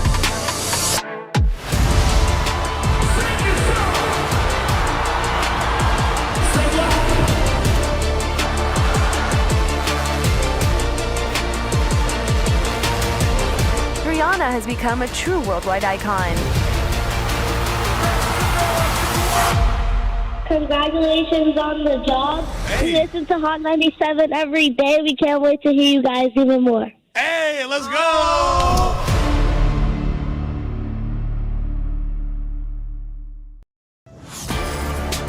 Get ready. The legend is on your screen. Funk Flex, the man who defines hip-hop, is bringing the heat from the radio booth to your TV. Where's my camera at? That's my camera? All right. The biggest beats, the hottest freestyles, and that classic Flex energy. Bars are back. Now in your living room. Don't just hear it, watch the movement. Flex, now on Hot 97 TV, Mondays and Fridays at 7:30 p.m. The voice and attitude you love, now on your screen. I love this. Nessa brings her unfiltered energy, real talk, and celebrity interviews from the radio to your TV. It's the same Nessa you know. Bold, funny, and always keeping it real. Catch Nessa, now on TV. Damn, that was deep right now. Tuesdays at 7:30 p.m. and Fridays at 7 p.m. Only on Hot 97 TV.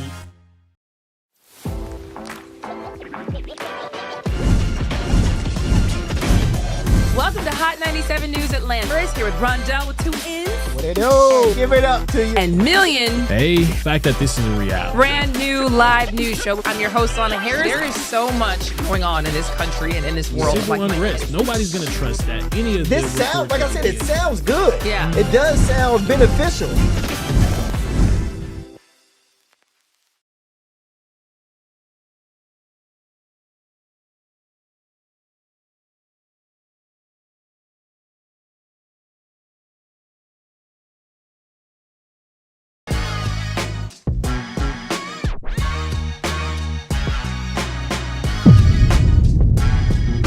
All right, welcome back to Hot 97 News Atlanta.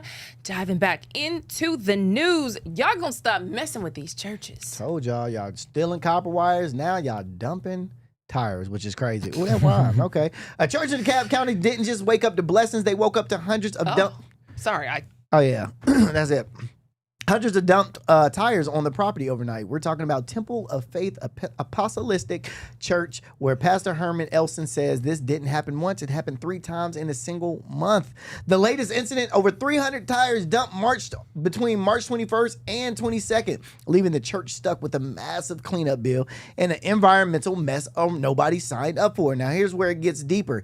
This isn't random. According to the DeKalb County Police Department, this was a part of an organized operation. Never in my life heard of a tire. Dropping. Never in my life. Police say people were getting paid to properly dispose of tires, then turning around and dumping them illegally. One of the main suspects, Joseph Franklin, was caught driving a U-Haul with about 30 used tires. That led to a bigger investigation, and now 10 people have been arrested, including names like Michael Roberts and Mario Ware, and with more suspects still on the run. DeKalb County CEO Lauren Cochran says these suspects were basically middlemen collecting money for illegal disposal, then cutting corners and dumping them wherever they felt like. So now you've got a church dealing with thousands of damages, a county dealing with environmental hazards, a system where people are literally turning trash into profit, just not the right way. Not gonna lie. Not mad at them. All right, that's all I gotta say. Not mad at them. All right, I'm mad that they're dumping it on the church. The church. But you find where you can dump them at. Get paid for. Hey, I got the money already. Well, I said in the beginning because he is really looking at me. He's staring like he's staring like he just committed murder or something, bro. Chill. You just dumped tires. You dumped tires. You acting, and you talking about somebody on a run like they really did something, bro. You dumped tires, bro. Tires. How much time you think you finna get? Oh man, this is crazy. Finna be sitting in the cell. Hey, what you do, man? Y'all don't even really. Hey, bro, y'all really ain't like that, bro. I'm out here dumping tires on these folk, man. On these churches. I'm dumping tires on these folk, man. Y'all boys in here sitting around doing nothing while I'm dumping tires on these folk, man. Time out, boy. 3 times in 1 month is crazy. It's wild, bro. It's wild. So bro, y'all gotta leave these churches alone, bro. These churches don't. Some of these churches are really good for the people, and y'all just out here messing up. First, y'all was, like I said, y'all was stealing wires a couple weeks ago. Now y'all just dumping these tires, which is crazy to me. God don't like ugly. That's the most random thing, too. Yeah, God don't like ugly, bro. God don't like ugly. And you was one ugly person. The dude he was one ugly dude. So, but he also don't like you doing. So God don't like. He also don't like you doing ugly things. I don't know. Again, just something rubs me the wrong way. Why are you on the run, bro? Like, what is going on? I mean, I don't think anybody wants to go to jail, my dog. No, but I mean, you're probably gonna serve more time. Oh yeah, I mean, yeah, just being on the run as opposed to just turning yourself for dumping tires, dog. Yep. What are we talking about here? Yeah, you know how much time I litter. Like, bruh, come on, man. Dumping tires. You litter a lot? I don't litter a lot, but you know what I'm saying? You dabble litter? in littering? We dabble. I think everybody dabbles in No, littering. everybody does not dabble in littering. Yeah, but Oh, you guys don't? That's you so guys- disgusting. Why are you doing that to our planet? to our earth.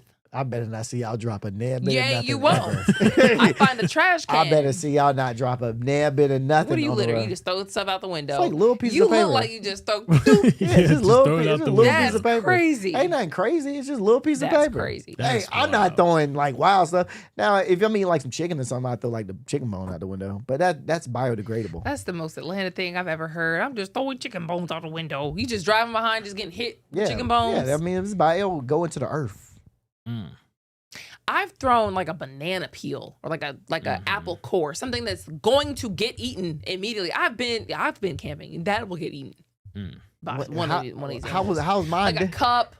I'm not throwing. That's, I'm not you, throwing you cups said you were like- littering. Yeah, but littering could be just a piece of paper. Birds Paper can is- eat paper.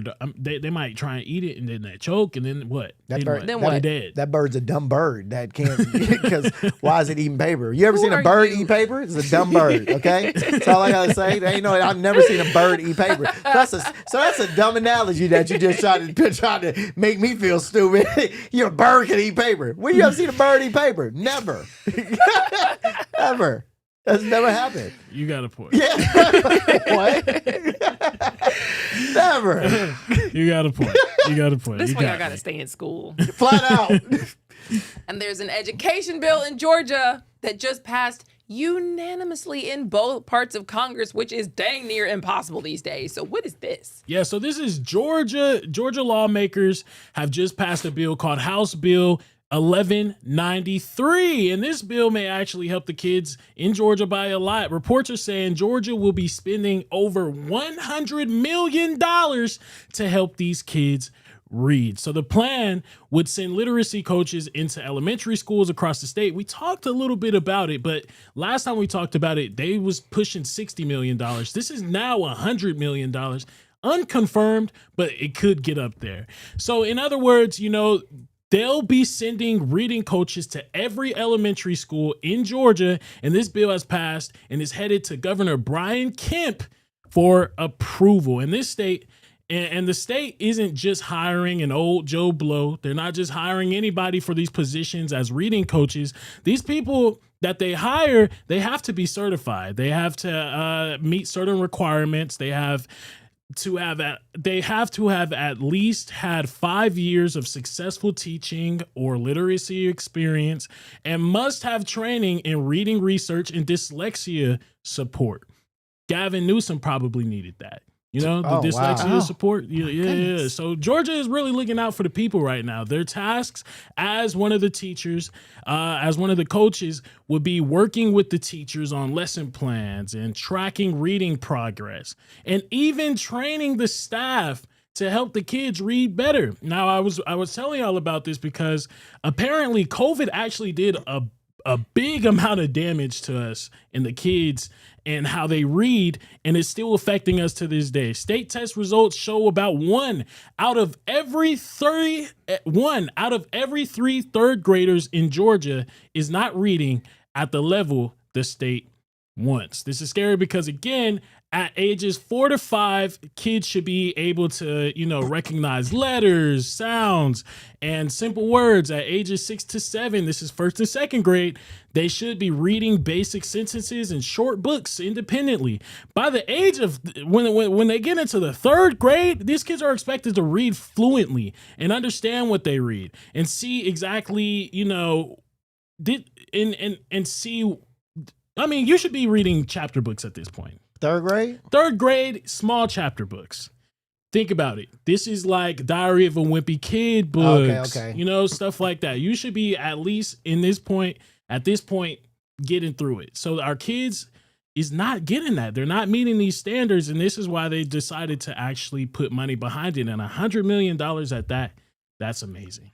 That's amazing. Okay, it's so funny that you bring this up because I wanted to put this story in the national hour, but I ran out of time. We might do this tomorrow because it's interesting.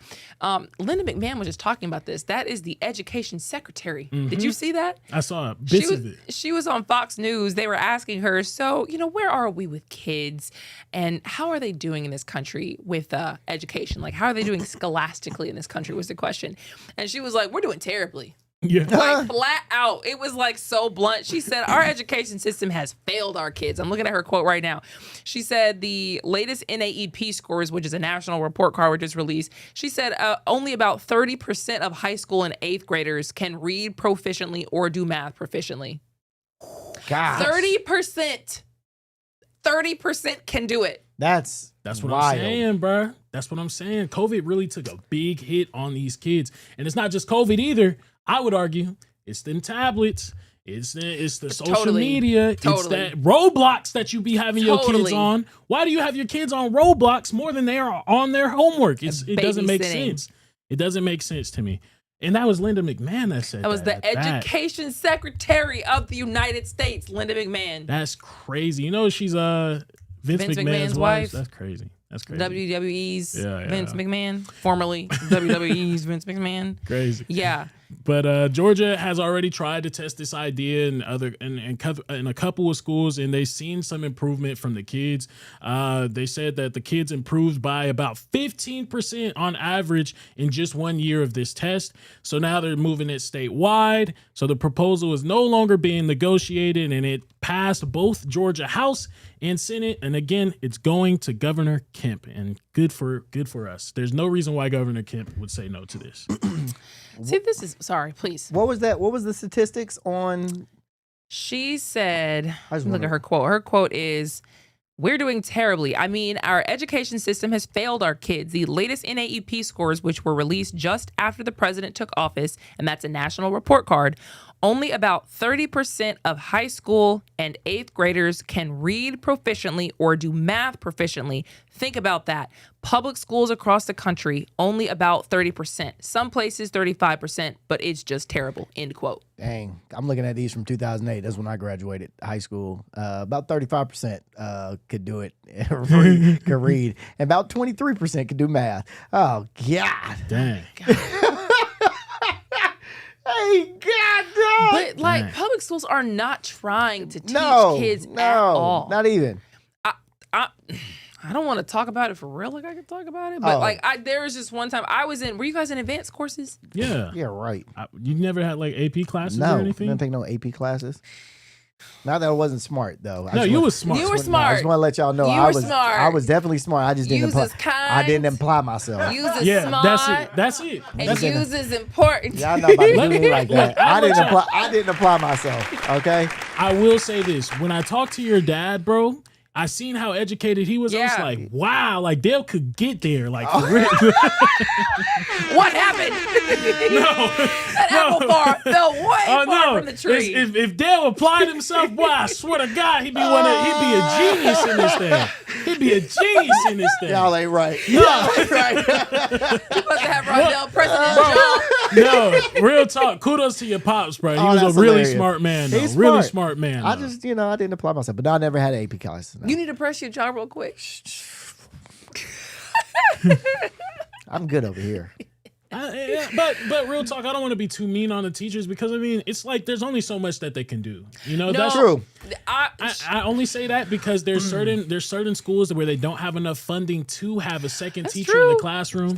Some of these seats are some of these teachers are teaching the classrooms full of 30 something students, and it's just one teacher. 100%. You can't do the one-on-one work that you would need to get these kids, moving ahead and moving forward. Sometimes you got to leave some kids behind, and that's the cruel reality of it. So the fact that the state is about to put another person in there, not in just every single classroom, it's just one more person in general to help the school out, that's still something. That's still something that's going to help.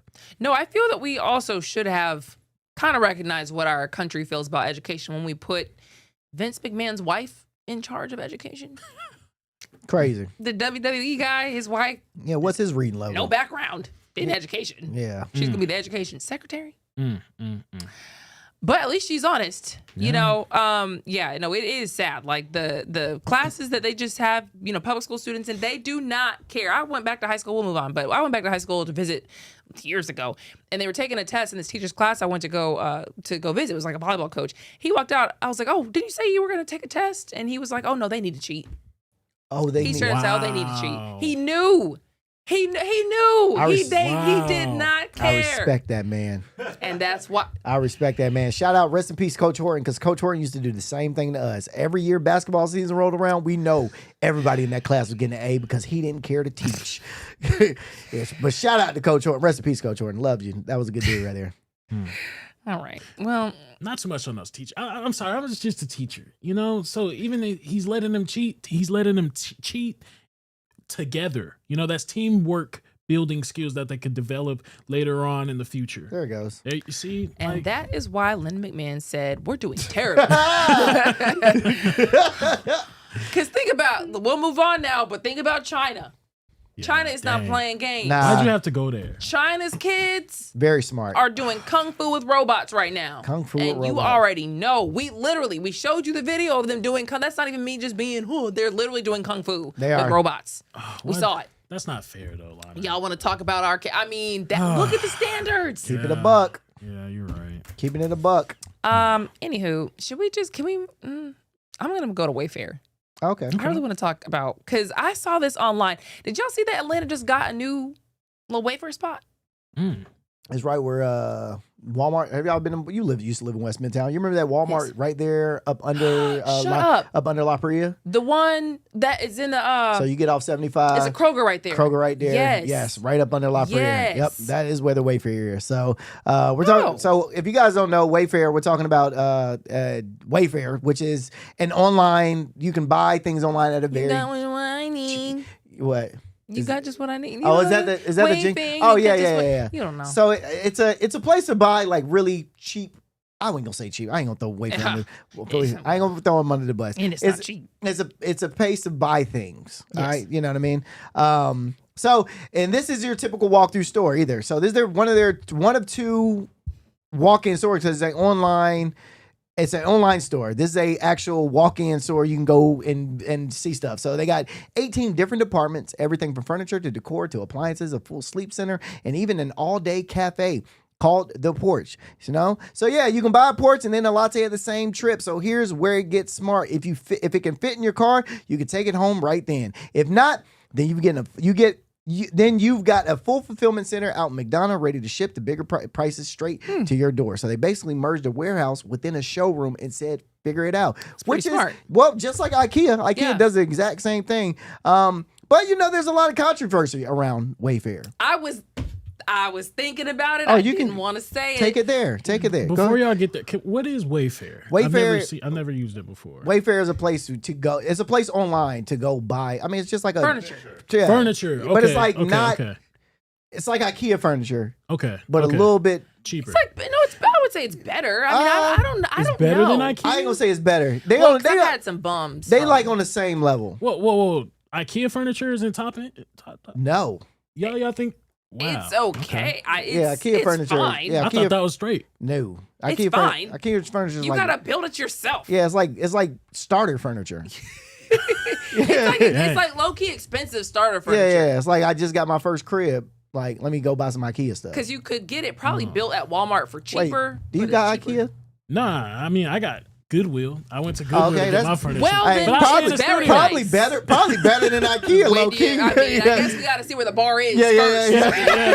Yeah. I stay in a studio apartment though. I'm not finna spend all that. Right. Oh yeah, I respect that. So step up from Goodwill, of course. Okay. But yeah, Wayfair had some controversy. Talk to him. Explain it to him. They were saying back in the day, and this was supposed to be just like a rumor, a very big rumor, that they had some prices that looked a little funny. Like, let's say it was a chest of drawers, and it should be around, let's say, $80 to $200, and the price would be like $18,000. And you'd be like, now why is that? And they say, but see, they got a store here now, so I don't want to I don't want to bash me either. That's the store they're talking about? Yeah, that's Wayfair. Pizza. Be careful now. We talking about pizza. Yes, It's dealing with pizza and files. And this is you're right, Will. Everything on those orders had women names. That's right. So everything that you were ordering had a woman's name attached to it. So you might be getting a Jessica dress. A dresser or a Samantha bed. But like that's not abnormal because you would see like names on things. Yeah. You know, so I didn't think twice about it until the rumors started. Bro, once the rumors started, you were like, wait a minute. 'Cause I've seen. Wait a minute. And then Atlanta is one of the top places for sex trafficking. So when they first named Wayfair to come to Atlanta, everybody, that was their first thought is, bruh, y'all brought this to the number one place. Hey, 1 + 1, I'm not stupid, it equals 2. You not beating allegations like this. You know what I'm saying? You're not at all. But here's the thing, like Wayfair is actually, they've never responded to that either. They were allegations, people just made it up. They were just made up. And it just went, so it's not real. Can you please tell me when they're gonna build it? It's already built. I've seen. It's up. It's already built and it's up. Yeah, it's before it's on Howell Mill. Before the World Cup comes, I already told y'all what the sex trafficking rates is gonna go through the roof during the World Cup. Okay. Oh my God. Think Wayfarers think this is? No, I'm just saying they probably about to be booming. Hold on though. Business So is it open yet though? Yeah, it's open. I just seen one of the homies do a whole video about it. Maybe they did a soft opening for her. Low key, I would actually go. Like, I'm going. After all that, bro, I would go. I'm going. I'm definitely going to see what it's about. Facts. You know what I mean? See what the prices are talking about. Exactly. You know, because seeing it online and it's way different than actually seeing it in person. Yes. Because Wayfair has actually kind of like dope stuff. They on do, it, and it is kind of affordable. Like when you really think about like what the quality you're getting, it's not like garbage. It's not crazy, and it's not garbage. Yeah. It's just like I said, it's like IKEA. It's not terrible furniture. Yeah. It's actually pretty decent for it's like it's starter furniture. Like you wouldn't put this furniture in a multi-million-dollar house. Yeah, exactly. You dig what I'm saying? Yeah. But you would put it in a 2-bedroom apartment. Yeah. You know, your first home that's kind of small. But yeah, so I mean, I would like to go see what they got in there though. What they have, because you don't have to pay the shipping. No. If you could just take it, to the car. Take it to the crib. It's crazy. That's I'm not mad at it. Okay, so we got what, do the 6 rankings. minutes? Yeah, do the ranking. Okay. Yeah, because I'm interested in this. There is a neighborhood in Atlanta that has apparently been ranked number 1 place to stay in America. That's right. Y'all won't believe this. Won't believe this. So according to Nish's latest list of the best places to live in America, the number 6 best place to live in America in Midtown Atlanta. I mean, in Georgia, in Atlanta, You gave it away. In the world. Midtown. In the world. In America. In America. There you go. Try.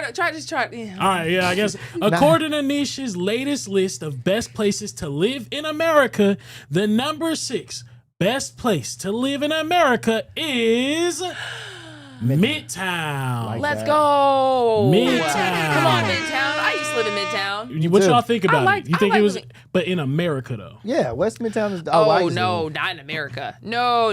Because I've been to what's that place? Boston. Boy, Boston is freaking beautiful. I hate Boston. Boston is beautiful. So I just did a cross country road trip, so I actually have seen a lot of neighborhoods. Saratoga. There's a lot of There's some dope stuff out there. There's some Pagosa. I think Pagosa Springs. They got a hot spring that's free. You can just sit right there in the hot spring in Colorado. They got some really cool neighborhoods in this country. So they do. I'm shocked that Midtown made this list. So before I get to number 1, Niche basically based their rankings on a mix of different things. They have government data and resident feedback that they're taking into account. They looked at factors like crime and safety, public school quality, cost of living, opportunities, and housing, things like that, right? Number 1. Alpharetta.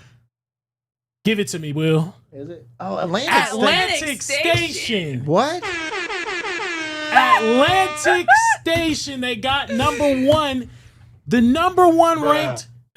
That's not real. Bro, I'm dead serious. And That's not real. Look, and Niche is one of these, like, it's actually a really credible, site. Yeah. I mean, they do a lot of different school zones and things like that. They rank school zones and all types of things. To put Atlantic Station as number 1 is interesting. Are you sure you got the list right? I swear to God, I had to double back and check it again and again and again. And y'all, Atlantic Station is number one. But when you're taking into the factors, you're taking into account the factors that they use. I mean, crime and safety, public school quality. I can tell you right now, you are definitely still dodging homeless people in Midtown. 1,000%. A.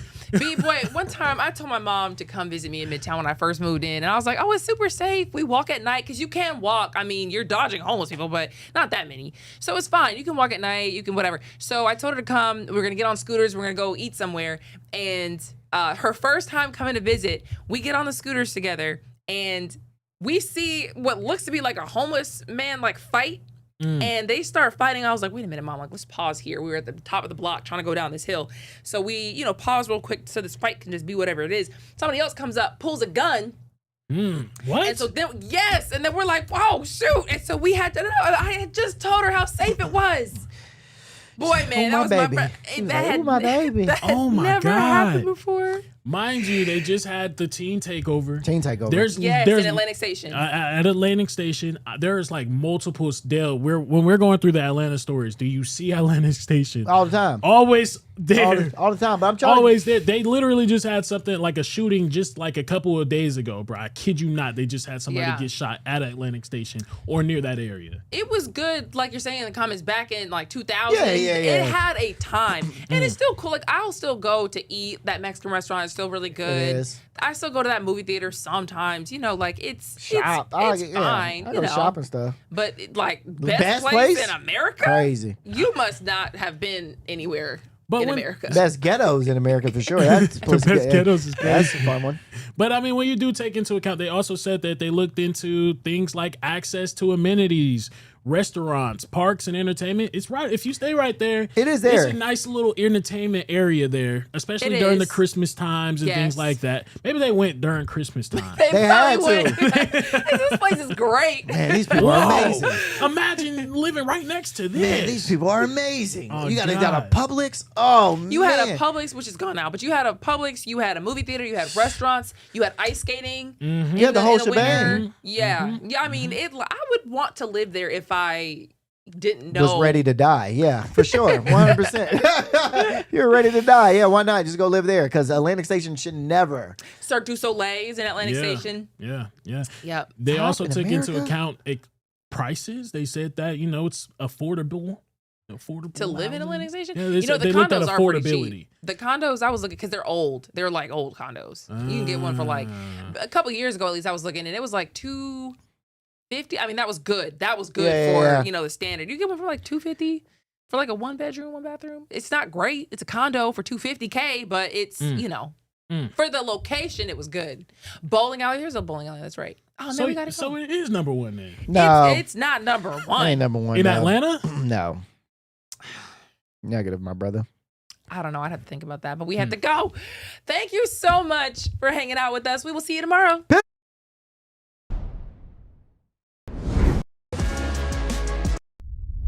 A major move today. Hot 97 is expanding. Hot 97 has launched a full streaming television channel. Hot 97 is no longer just a radio station, it's now a streaming network.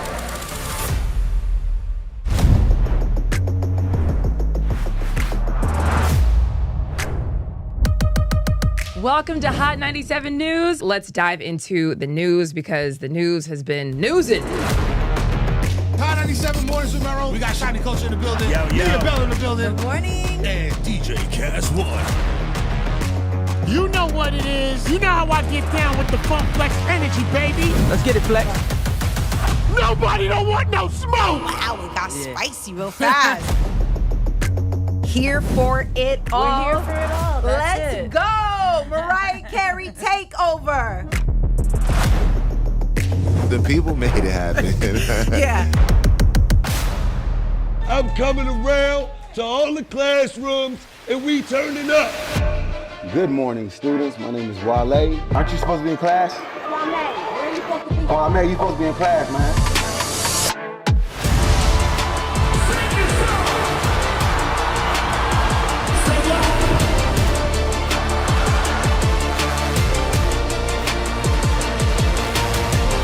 Rihanna has become a true worldwide icon. Congratulations on the job. We listen to Hot 97 every day. We can't wait to hear you guys even more. Hey, let's go!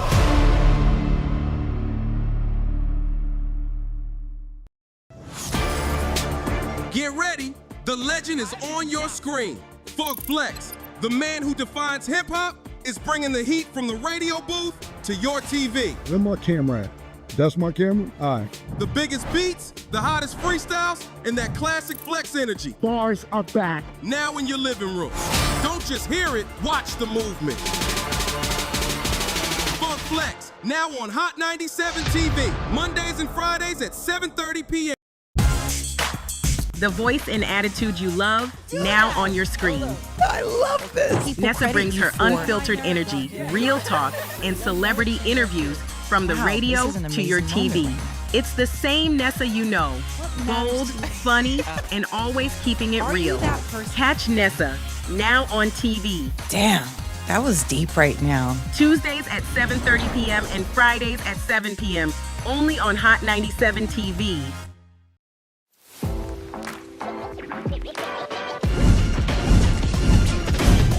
Welcome to Hot 97 News Atlanta. First, here with Rondell with 2 N's. What it do? Give it up to you. And Million. Hey, the fact that this is a reality. Brand new live news show. I'm your host, Lana Harris. There is so much going on in this country and in this world. Civil unrest. Nobody's going to trust that. Any of This sounds, like I said, it sounds good. Yeah. It does sound beneficial.